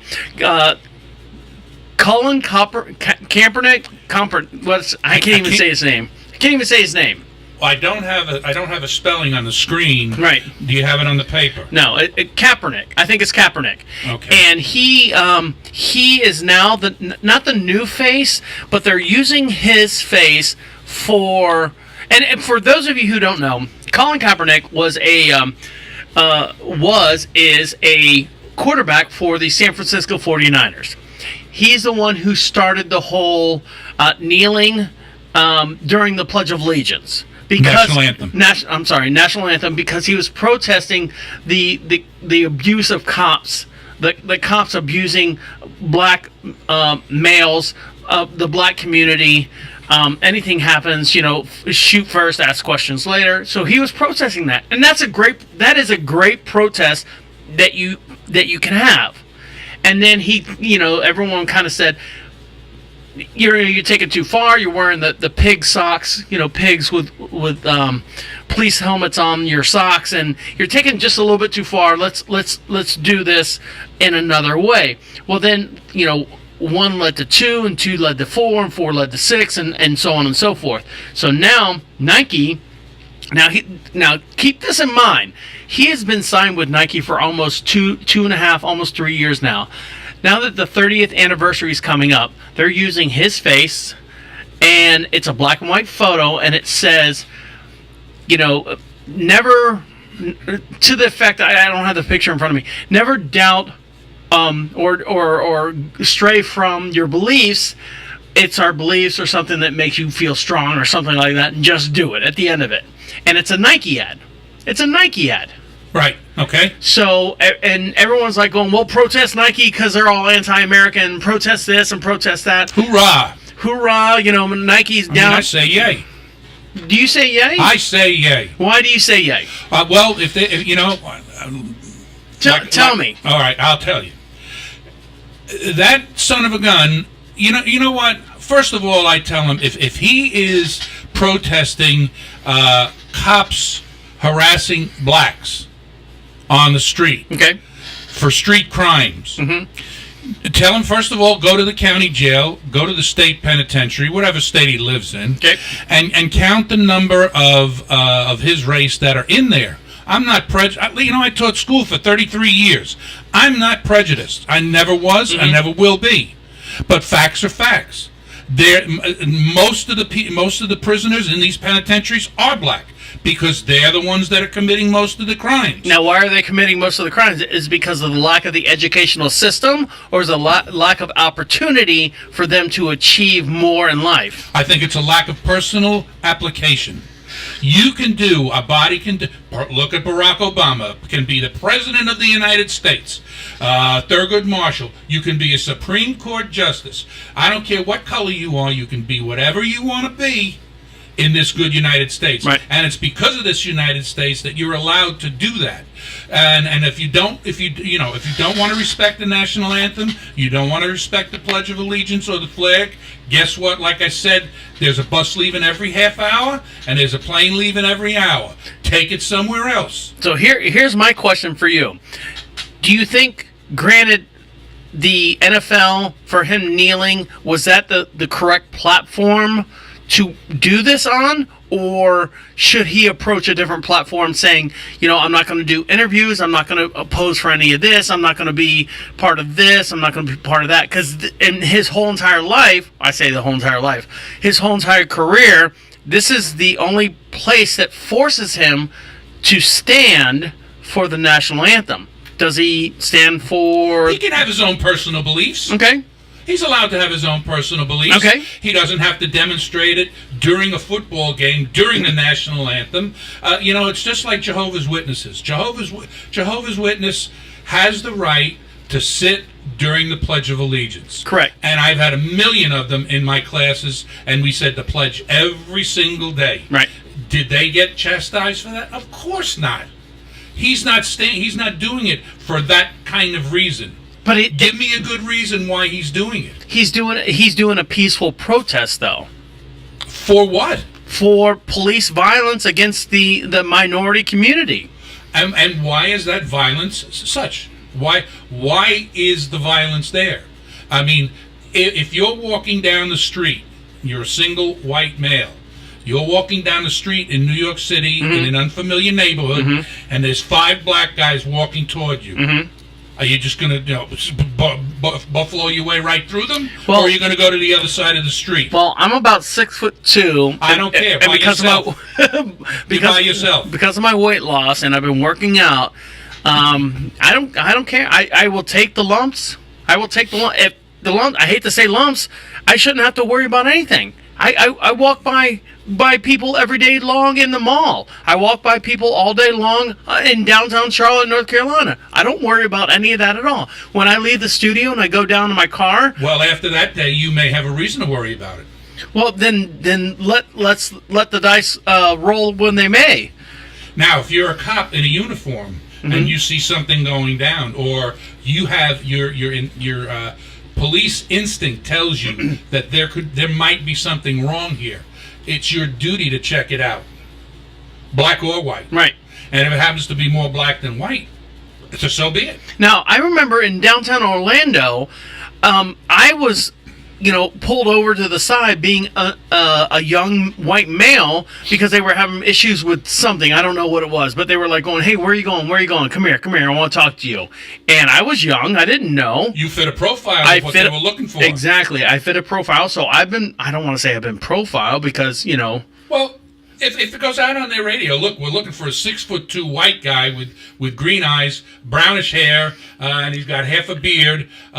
Or think be about, on the lookout. Think about it this way: what I said earlier, when the whole rave scene was going on in downtown Orlando, and in the '90s and whatnot, I was a 20-something-year-old male, white male, and the whole rave scene. You okay? What's wrong? You losing your hair? No, I don't know. Well, you said I feel like I got some sun this weekend. You got a little bit of sun. So Yeah, I feel like I'm coming apart. okay. Go ahead. But the rave scene led to drugs and all that stuff, the pills and whatnot. So they were finding a lot of pill poppers and whatnot breaking into cars and stuff. And I fit that profile. I was a young, 20-something-year-old white male walking through the neighborhood, and they were like going, "Hey, where are you going? Where are you going?" I'm like going, "I just finished my gig over here." "Oh, gig? What? Why do you know that word? And why do you know that term?" And I'm like going, "Because I'm going to my vehicle." And, well, and he literally would pat me down and stuff. I had no idea. I was young. Same thing. Well, and you did it because you respected the cops. I did what they said. Yes, is what I did. You did what you were told because you were taught to respect adults. Now, but I think the law, they had no right at all. I could have fought back. I could have said, "You know what? Hey, go piss up a rope. I'm not going to fucking tell you anything." "Well, come over here, sir. We want to talk to you." "Fuck you. I'm out of here." Yeah, and then you would have been out of there in the back of their car with the cuffs on. But why? They had no other than. It's called resisting. No. If you can't just police up and down the roads looking for white 20-something-year-old males in Orlando in the 90s and say everyone's breaking into cars looking for pills. Right, and that's what he's trying to say about the cops on blacks. Right. But more often than not, when something like that goes down, it is not going to be, it could be a black person.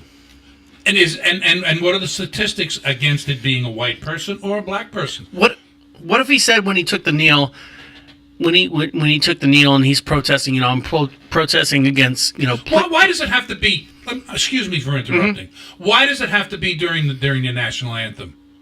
Why couldn't he do it like after he scores a touchdown or after his team scores a touchdown? Kneel down in the middle of the field and just take a bow. Because I think. And that's what I said earlier. Why does that have to be at the football game? Why can't he, do it this somewhere else? Why can't he protest somewhere else? But I think what's happening is he's protesting the administration. Granted, Trump's in office and everyone has a bad feeling about Trump or a good feeling about Trump or whatever the case may be. But he's saying that it's not on a executive level. It's on the state level. It's on a local level that this is happening. And unfortunately, there's a... Well, listen, the First Amendment gives him the right to do that. Yes. He can protest. Up and down. Right. But my thing is I think of all... My father was in the service. Your father was in the service. Yes. Whether during the war, any war or not, my dad was in during World War II.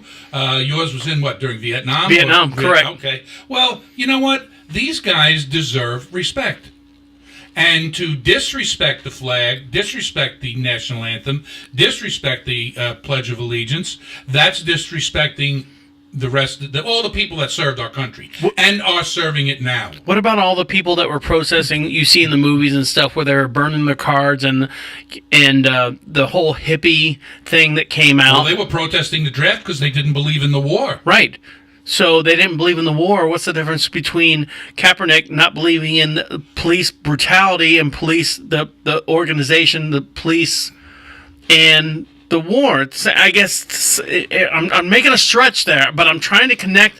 I'm trying to connect something that is nationwide, the war in Vietnam, plus nationwide police brutality against minorities in the United States. That's the linkage I'm trying to get. There's no difference between the two. Do you? Let me ask you a question. Do you really think that there is an over amount of police brutality of minorities going on now? I don't know, because I'm not a minority and I don't see it.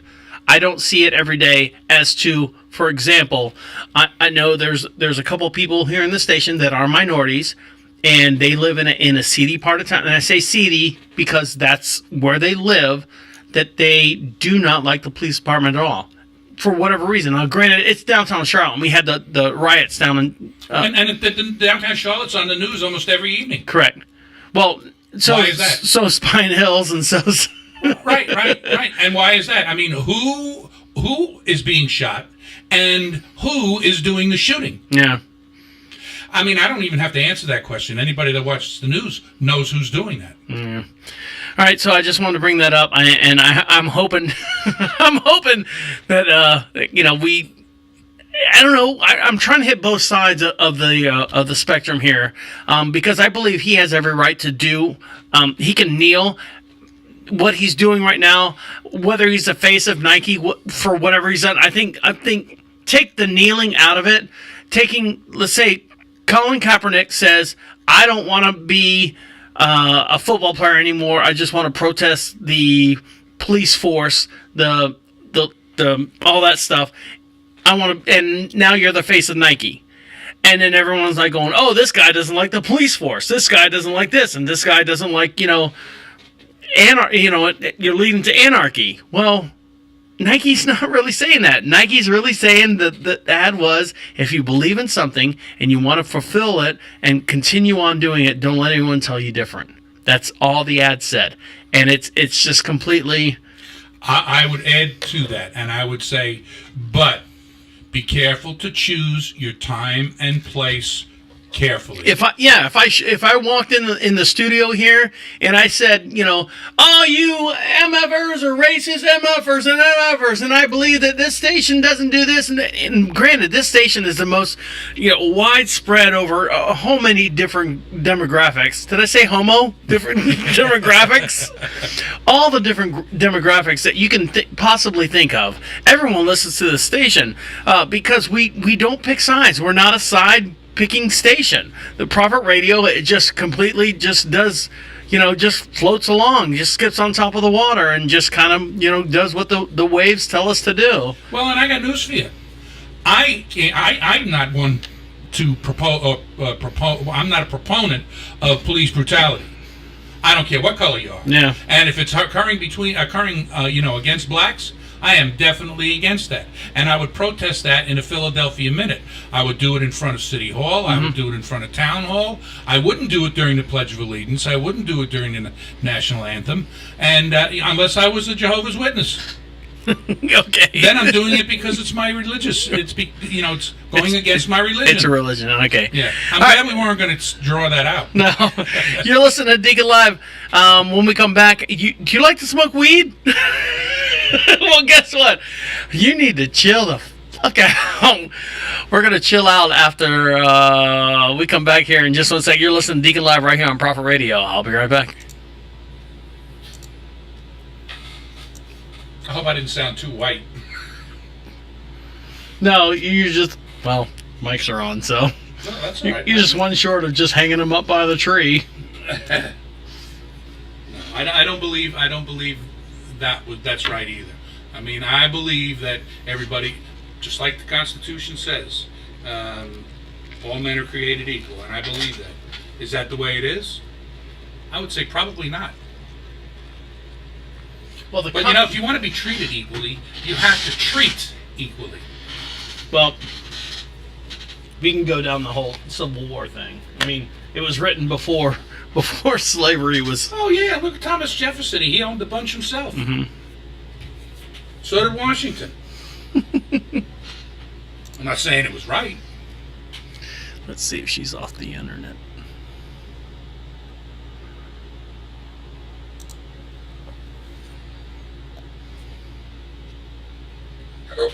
Mm.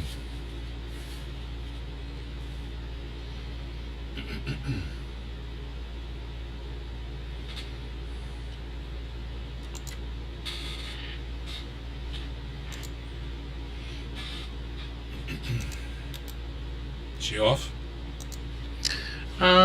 She probably ought to go. She probably should be getting ready. Yeah, for she the should be lesson. tacking up here soon. Yeah. All right, so hold on. Let's see.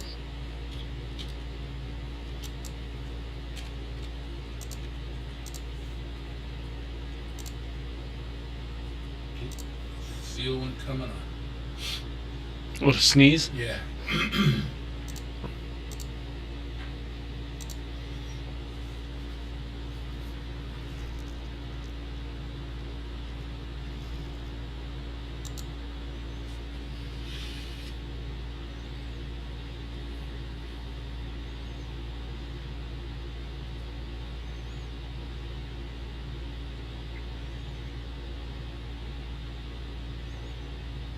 All right. It might not be her, but all right. I think it's getting a little close time-wise I know. for her to be still farting around with work. She might not have turned it off. She might have just put it on pause and it's still. All right, here we go. I do want this. Okay, here we go.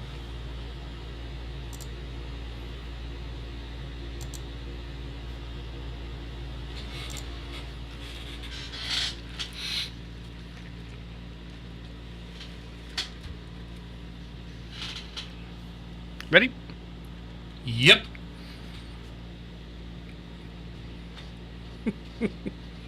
What? Nothing. I'm always laughing when we come back. Welcome back. You're listening to Deacon Live right here on Prophet Radio. My name is the Deacon. Over to my far right-hand side is Teacher-man. Yes, sir. Who's all for equality? Yes. We are live from the Queen City studio located in downtown Charlotte, North Carolina. Make sure you follow us on Facebook. Make sure you get all our likes and posts and stuff from the Prophet Radio website. That's prophet.com or I'm going to cut that out. ProphetRadio.com, and make sure you subscribe to us on the YouTube channel. You can see all the shenanigans that go on behind the behind the mic. So, Teacher-man, weed. Did you, and I hate to put you on the spot here, I've smoked weed. I have too. Okay, so you've smoked weed. I mean, is it in the last 3 decades? Yes. No. Okay. Yeah, I think the last time I smoked weed, it was in my DJing days, and I had roommates and whatnot, and we were sitting there in my living room downtown Orlando. It was the '90s. I was DJing in nightclubs and stuff, and I had a doorman who needed a place to rent, and I had a house, so he rented a room for me, and we sat out in the living room, and the weed went around, and when it got to me, and I've told this story a million times, you know, as soon as it comes to me, and I'm drinking my beer, because I know what beer does to me, and it's soon, you know, I'm 3-4 beers into it, and then when the weed, and I pass it. I would never toke from it.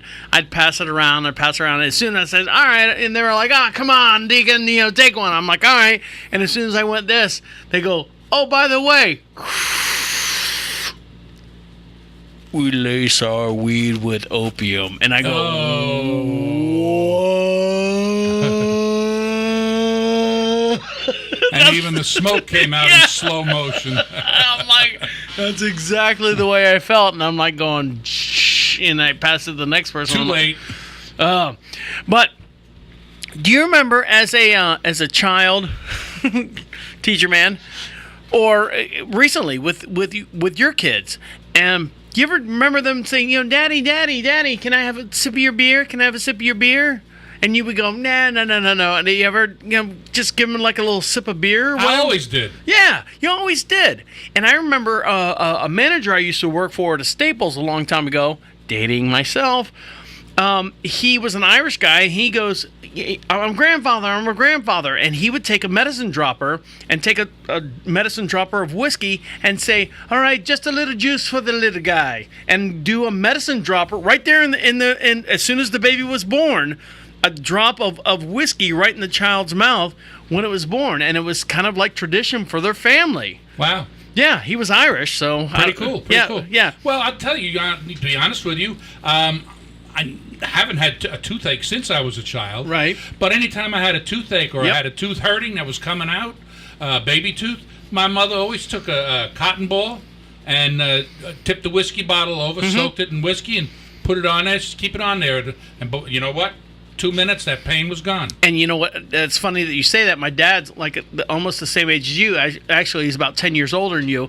But he used to keep a thing of Jack Daniels up on top because he never went to the dentist. He never did anything, and he would have a bad tooth and do the same exact thing. And he would spit it out, though. He would spit it out. He was not a liquor drinker. He was always a beer drinker. Following the family tree. Well, it doesn't make sense to swallow it because the purpose of it is to hold it in your cheek on your tooth. To numb it. But your cheek would get all wrinkly and numbish.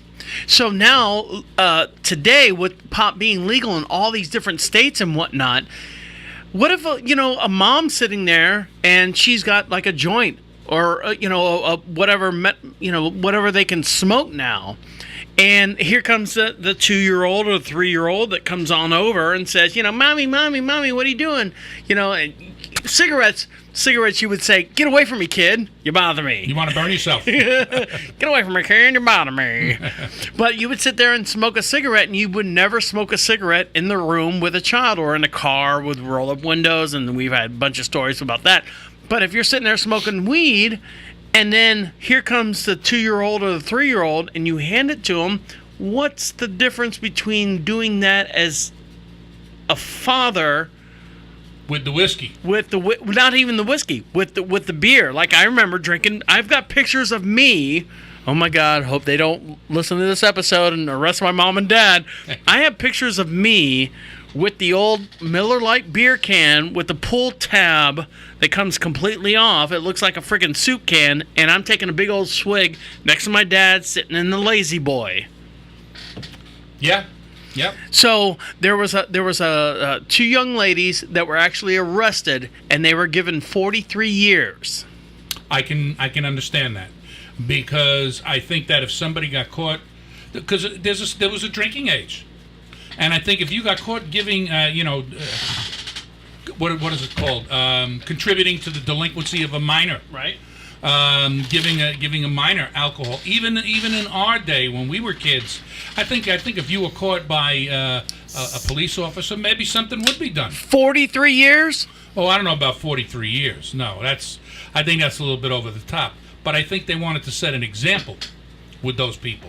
Well, so this young female, she was 32, and the other one's 37, and they had a 2 and a 3-year-old. Now, granted, 2 and a 3-year-old, it's a little young. I think I didn't have my first sip from my dad until I was like 6 or 5. Yeah, I understand that. So, but I don't understand a person giving marijuana to a kid. I mean, what's the purpose of that? I mean, what kid comes over and says, sees something smoking in your hands? I want to try that. No, they want to be like mom and dad. They want to be like their parents. You always want to emulate what your parents are. Both of my parents smoked. Okay. And I mean, my mother would make breakfast with a cigarette hanging out of her mouth or in her hand and everything. And both my brother and I would say, Mom, take that thing out of here. We were trying to eat breakfast. Get out of here with that. I mean, we hated it around us. Yeah, but you used to smoke. Well, yeah, I still like a cigar. Right, cigar's different than smoking. That's debatable, but yes, you still smoke. Not if you inhale it. And the son, your son smoked, didn't he? Yeah, he smoked all the time. Yeah. I know Amy smoked. She did for a long time. She did for a long time, and so yeah. So you emulate. I don't know. I don't know if it's emulating parents or just trying to be. I know when I was younger and when as teenagers, we did it in rebellion. we were doing it because it was something we weren't supposed to do. Yeah. But we were going to do it. Yeah, my dad smoked. My mom smoked maybe like before I was born, and she never smoked again. I told you my grandfather and my grandmother on my dad's side, born and raised in Raleigh, and they would have packs of untaxed cigarettes on the dining room table because the uncle owned a gas station. Yeah. And when they passed the tax stamp, they had to get rid of all those. So. My mother's brother, my Uncle Bart, worked for P. Lorillard, one of the biggest tobacco companies in the South, in the Carolinas here. used to get cartons of cigarettes for my mother for $1.50 a carton, 15 cents a pack. Yeah. Yep. My goodness. So there you go. And so here's another question I have for you. So those two young ladies, they're actually gonna plead out their case and stuff. But 43 years for doing something today that with their 2 and 3 year old child that we were doing when we were growing up. Not even 30. Hold on a second. I don't want to date us. 40 to 50 years ago. So what? Just because we did it doesn't make it right. No, it doesn't it doesn't make it what they did any more right than just because we, my mother gave me a sip of her vodka. I used to love to sip my mother and my father's, what was the big whiskey sours. Uh-huh. Oh, God, were they good. Yeah. And, just because they, should I blame them for being an alcoholic today? I don't know. So maybe it's because they posted it on Snapchat, they posted it on Facebook, that the kids were smoking weed, and now that's exactly what happened, by the way. You have the whole world as an audience. You have the whole world judging you outside of your little close neighborhood or whatever, Just your living room. Your living room. That's all you had. That's all you had. No one was looking at you through your smart TV. I mean, if they had a pair of binoculars, they might be able to see in your window, but that was it. So it's crazy how the times have done that and changed us as far as, what we used to do was fair and what's not, fair anymore. Yeah, it's true. I agree. I agree. When's the next time you're taking a flight on a plane? Oh, that won't be until after the holidays. After the holidays. And I have to say, my flights were terrific. I think we talked about that already. All right. So imagine if you were doing you ever thought about going to Europe? You ever thought about flying to Europe and how long it would take on an airplane? How long it would take for you to fly from, Charlotte Douglas all the way to let's say New Zealand? Would you go that way, or would you go, if you're watching the YouTube channel, would you go that way, or would you go that way around the United States? I don't know. Would you go to, Greece? Would I go to California first? Yes. And then over the Pacific? Yes. Or would I go... I don't know where the flights go, because we're kind of in the middle here. Well, first of all, right now I wouldn't be going to New Zealand. Okay. But either way, it's a 20-hour flight. Let's say it's a 20-hour flight, no matter which way you go, whether you go to the right or whether you go to the left. Imagine if you had a child on there that was just completely should smoke weed. I would open the window and throw his ass out. All right, when we come back, I'm actually gonna take a second, upload this video. Hopefully the internet's working here at the station, and I'm gonna upload this video and let you hear the audio of this child that was completely he was literally walking on the headset or on the backrest of everyone. Headrest of everyone. Goodness. Stick around, you're listening to Prophet Radio. My name is the Deacon. We are Deacon Live right here on Prophet Radio. I'll be right back. Right. Let's find out where she's at. Oh. Doing good? I'm doing good. All right. Hey. What? Is there one of those canned bottles in there? Yeah. Let me have one of those when you come up, please. Getting dry.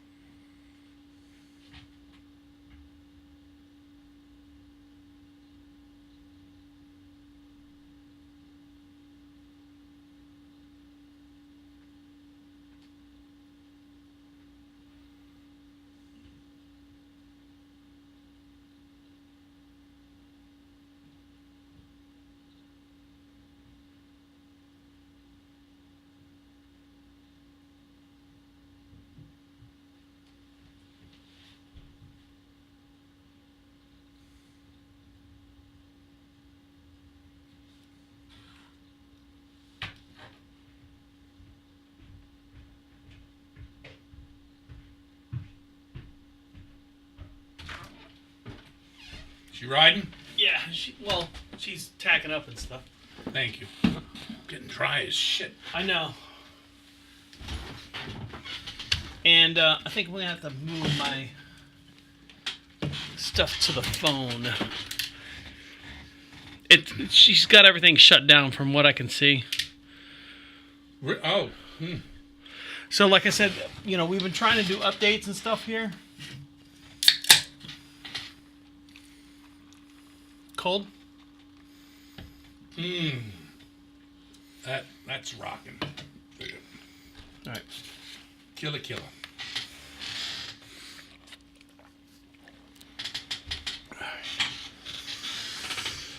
Talking about giving the kids alcohol and everything, and kids are drinking younger nowadays than, I'm talking like preteens, 11, 12.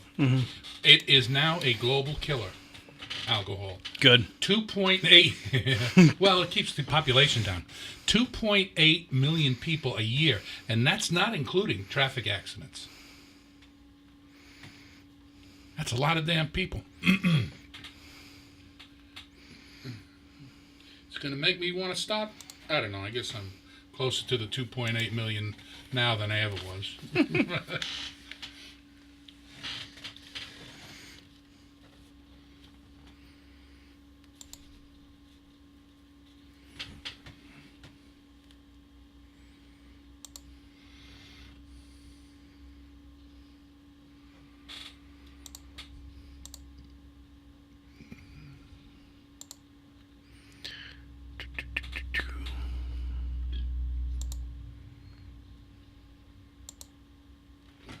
Demon kid on a plane.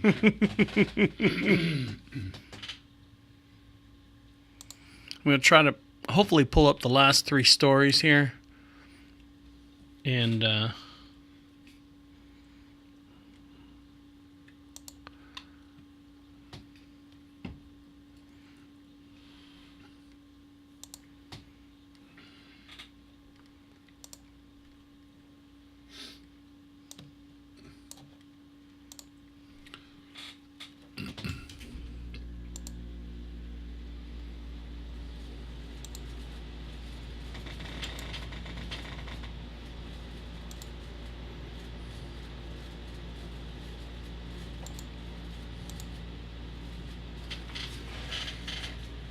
right, as soon as this pulls up, we'll go right into it because it's already 6 o'clock. Okay. I can hold this stuff for next time. No problem. Yeah, sorry. Sometimes we get. Hey, listen, no. I thought it was a good show. It was. It is. Well, I mean, we're not finished with it yet. No. What we did was, what we haven't will be. I might pull this up on them. Is this ready? There he is. All right, we'll pull this up on the. I think my phone's going to be a little bit quicker. I would make the flight attendants' lives a nightmare if I was on that flight. Yeah. Yeah. To the point where I would demand, look, I want a free ticket. This should not be allowed. If a child can't behave, they need to be strapped into the seat. Well, hold on. Don't give everything away. All right. Well, I'm just mouthing off.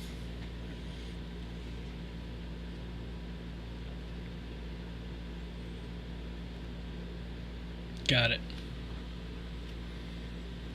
All right. You can't see this video. Too bad.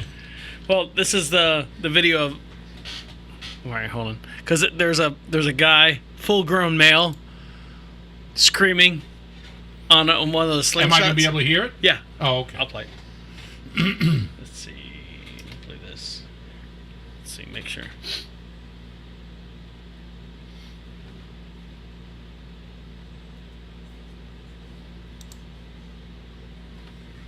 I want to get off. I want to get off. What? Shut up. I don't want to get off, man. Don't touch me. I want to get off. Okay, here we go. Delete. Yes. Okay, ready? Yep.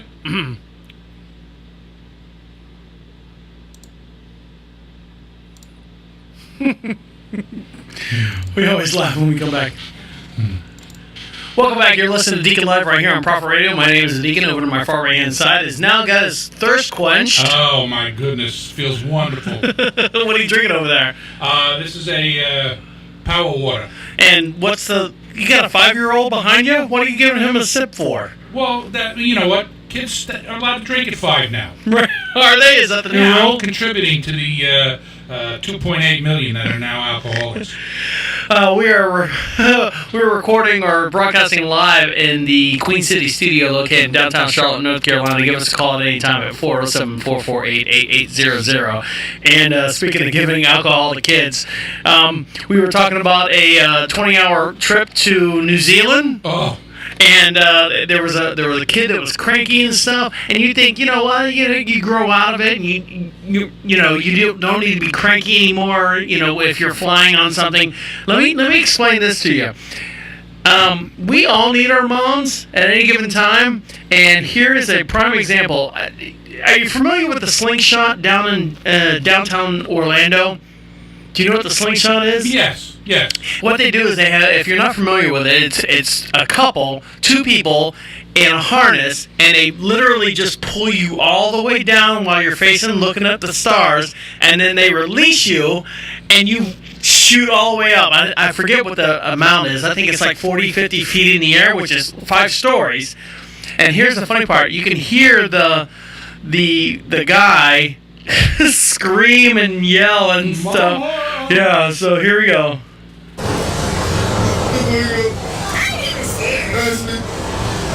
I'm not even scared.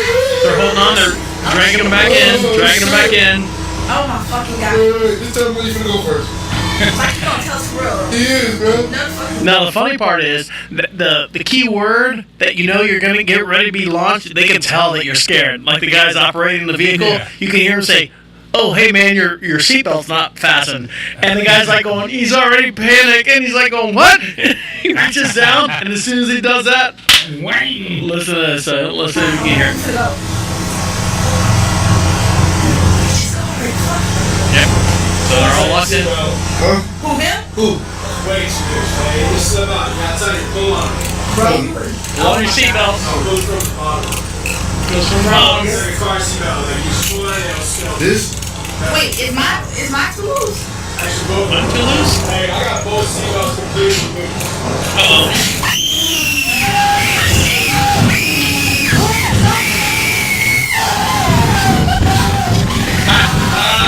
Listen, in just 1 sec, you're gonna hear him say mama.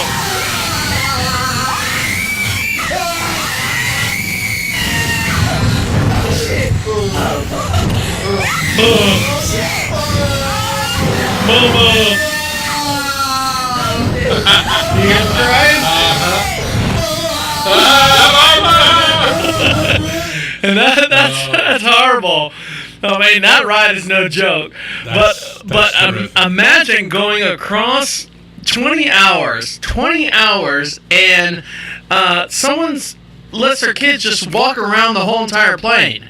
Just walk around the whole entire plane, just being rambunctious, just being a pain in the butt. Doing whatever they want to do. Doing whatever, and no one's doing anything. The flight attendants, the flight stewardesses, all that are not doing anything. So this is it's going to drive you insane. I know. That one was funny. That's funny. Yes. But this one, Demon Child screams and runs through the plane for 8 hours at a temper tantrum. Temper tantrum for 8 hours. You ready? Here we go. Hold on. Let me go this way. Why do I have ads? Oh, this thing's going to piss me off.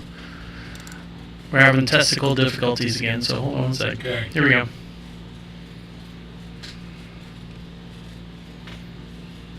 There we go. Let's see if I can play this.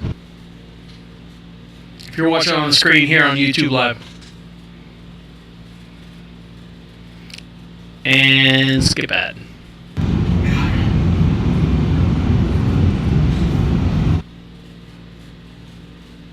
You see him? Yeah. Where is he at? His ass is facing me.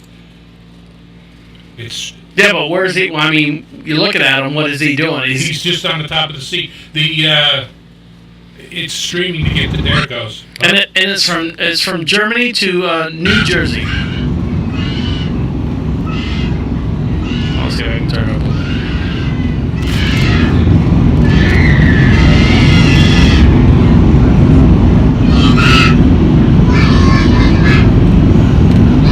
Waiting to take off.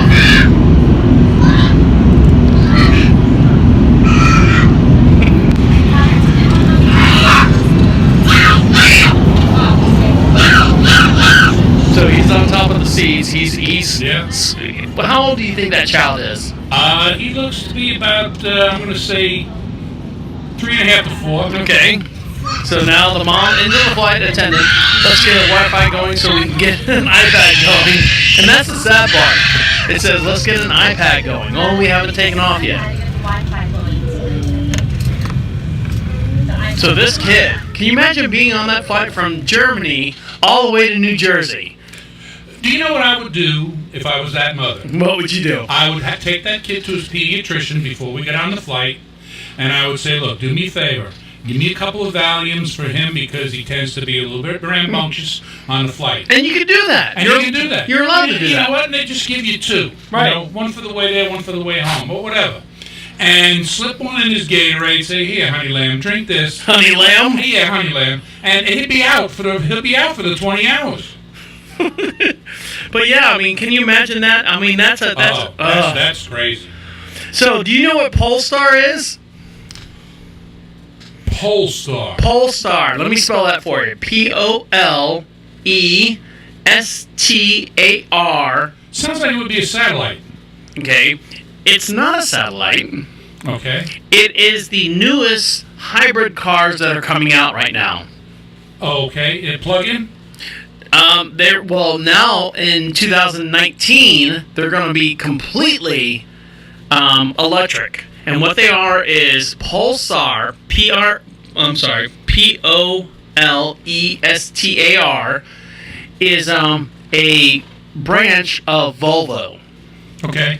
And they're trying to compete with Tesla. And what they're doing right now is they have the backing and stuff from all their commodities and whatnot, as far as, Tesla's having a hard time right now getting cars off the line. And Volvo, of course, has got all this capital and whatnot.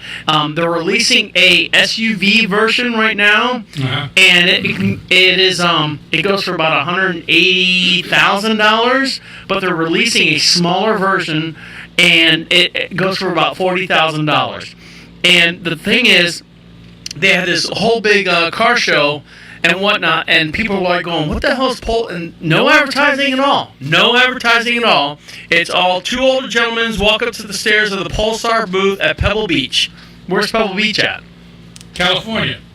And they said, what is this? And one asked the other, and marvel in the design. The employees walked up, and they said, Polestar's performance and now electrified brand of Volvo. So there you go. They're completely splitting it off, which is smart because Volvo can still maintain the Volvo emissions car as far as electric and all, because they're all over the whole. And it's a prestige car. Well, no, Volvo itself makes cars for all over the whole entire planet. Right. So but this car is going to be in those markets where you can get these cars, or they're starting to tighten down on the emissions. So, let's see. First there was Polestar 1, and now the Polestar 2, and I say Polestar, it's and I hate to say this, pole, like a pole dancer. Star 2, which starts at a more manageable rate at $40,000. It also can be, first car. But the thing is, it's taken all. When you see a Volvo, you know what a Volvo looks like. Right. You know what a Mercedes. You know what a Mercedes looks like. It's taken all of those elements out of this car and completely started from ground one.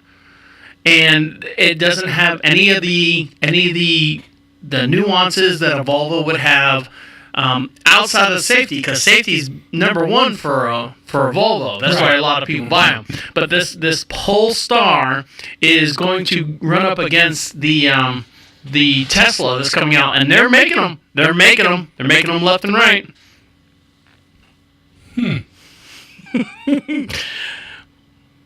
I'm trying to get you a good picture here. Hold on. Oh, there we go. There we go. So it has none of the nuances of a regular Volvo. I see that. That's a cool looking car. It is a cool looking car, and I think this one's the $40,000 version. No, actually, take that back. That's the $150,000 version. So imagine this $40,000 smaller.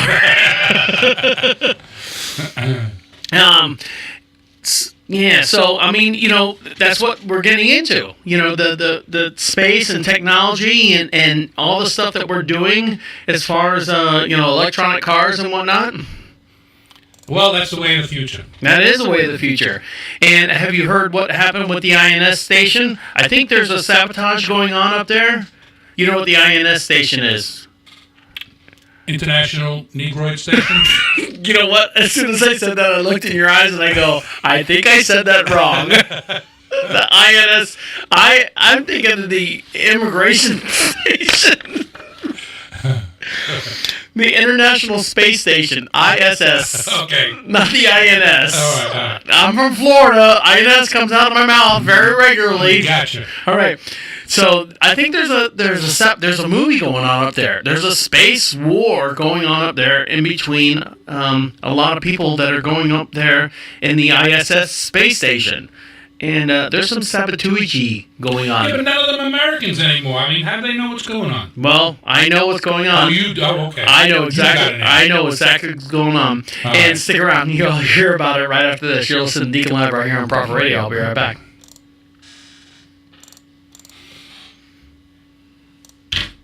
Okay. Real quick, when we get out of here. How's that sound? Sounds good. Am I boring you? No, not at all. I'm just watching the master at work.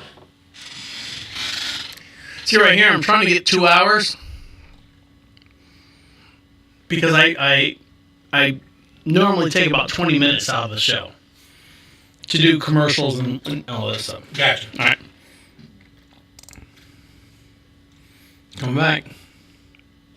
Do it. All right.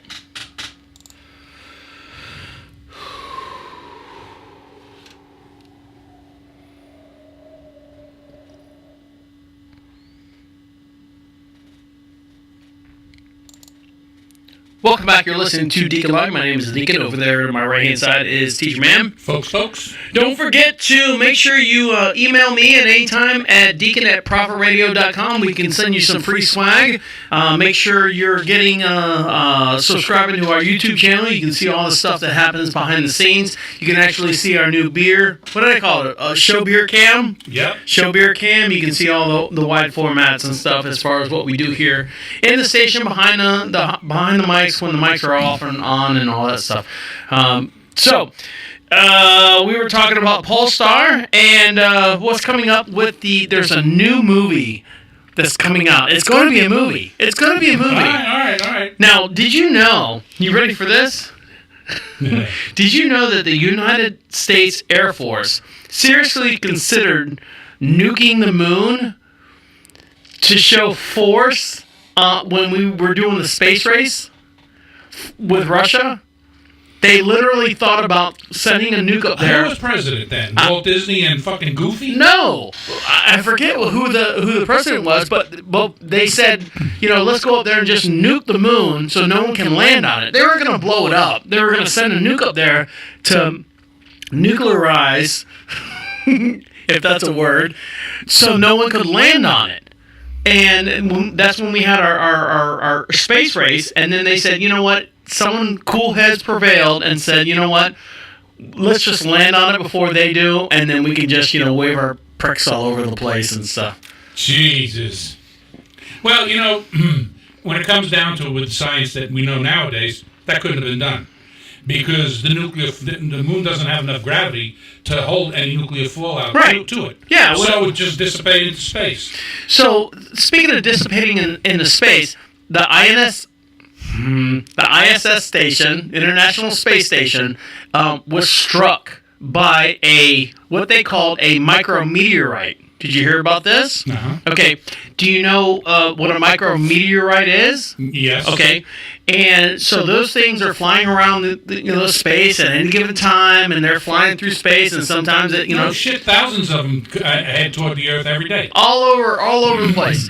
So what someone on the space station said, you know what? We just got hit. Something happened. Alarms went off. We're losing air pressure. We're losing cabin pressure, and they only have a finite amount of oxygen on that place. And am I right? Yeah. They probably have rebreathers, which gets rid of the carbon dioxide and recirculates. Okay. And I know they're called scrubbers. Okay. Well, you asked me. I know. But what happened was, they said a small little rock passed through the space station at a whatever rate of speed and caused an incident. Well, come to find out, they actually found the hole that the pebble made, and it wasn't a hole. It looked like someone actually drilled a hole and was in the wrong spot while they were drilling it. Now, I don't know how many people are on the space station right now. At any given time? Yes. I don't know. I think they have accommodations for, I think it's between 4 and 6. Okay, so let's say you have 6 people on the space station. And Jacques, that sounds legit, says, hey, go up there and put a new rivet in this spot. And Jacques, I'm not going to do that. I'm not going to do that. I'm going to do something else. Okay. And then Jacques gets around. Ivanikov. Right. And then Jacques gets around to doing it maybe a month or, because they're up there for years, or at least a year. Yeah. And he gets around to doing it and stuff. If you look at the screen right now, look, that's the actual hole. Okay. All right. You see it? I see it. Now, do you see all this little scruffies around that? Right. You ever done any metal work with a drill? Exactly. Bounces around. And what you see here, and that's this unmanicured finger there. That's what they say looks like it skipped around, and then that's the hole that it made.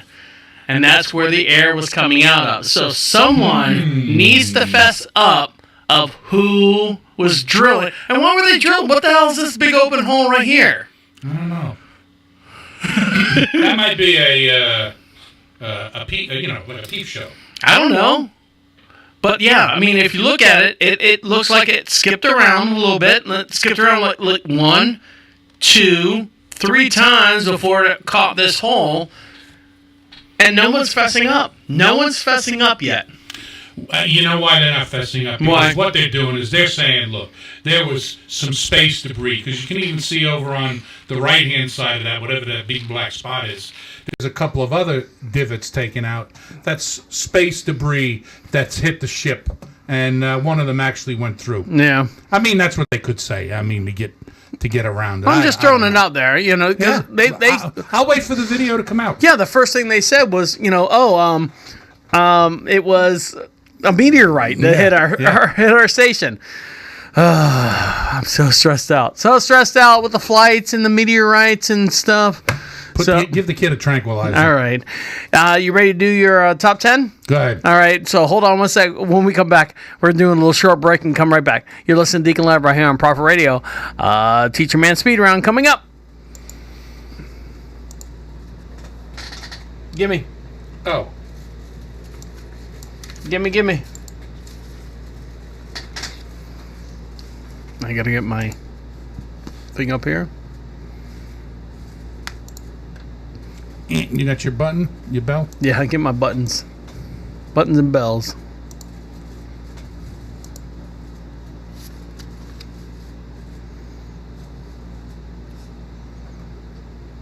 Okay, you ready? Go.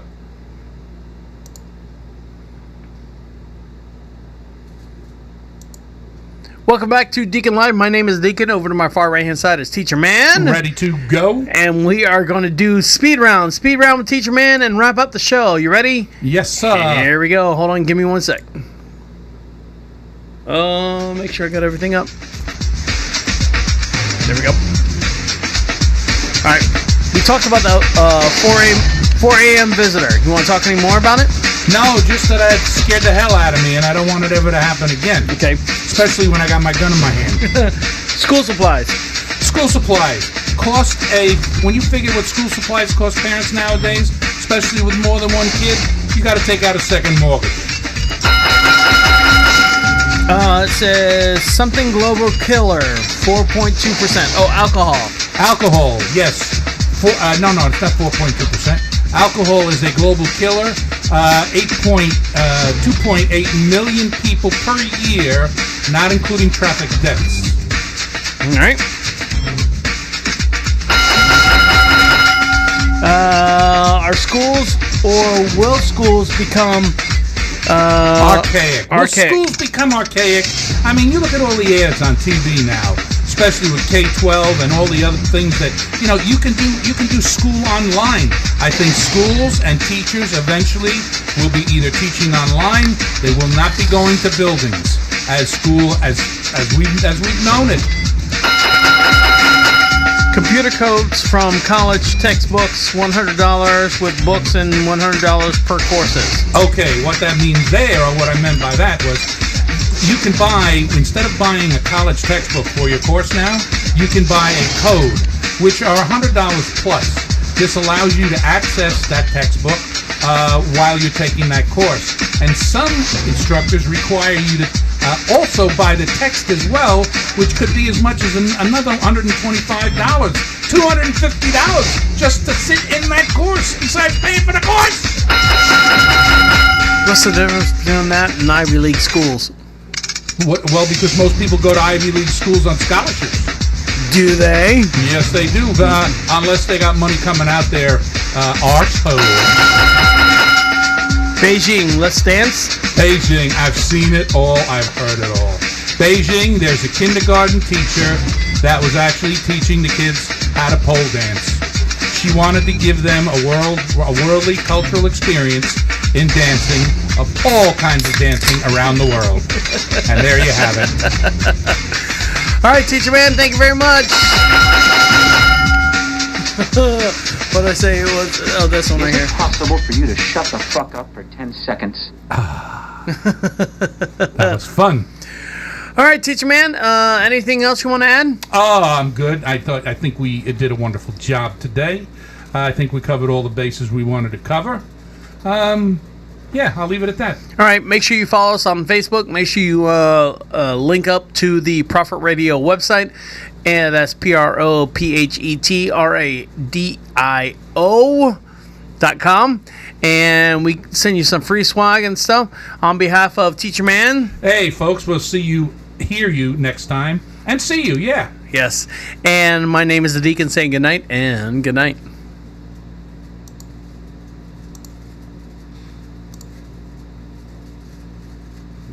Now it was a good show. Well, if you shut the fuck up for 5 minutes. All right. Okay. Let me go down and see my baby. Yep. Wait till the camera's by. Bye, guys. Oh, there we go.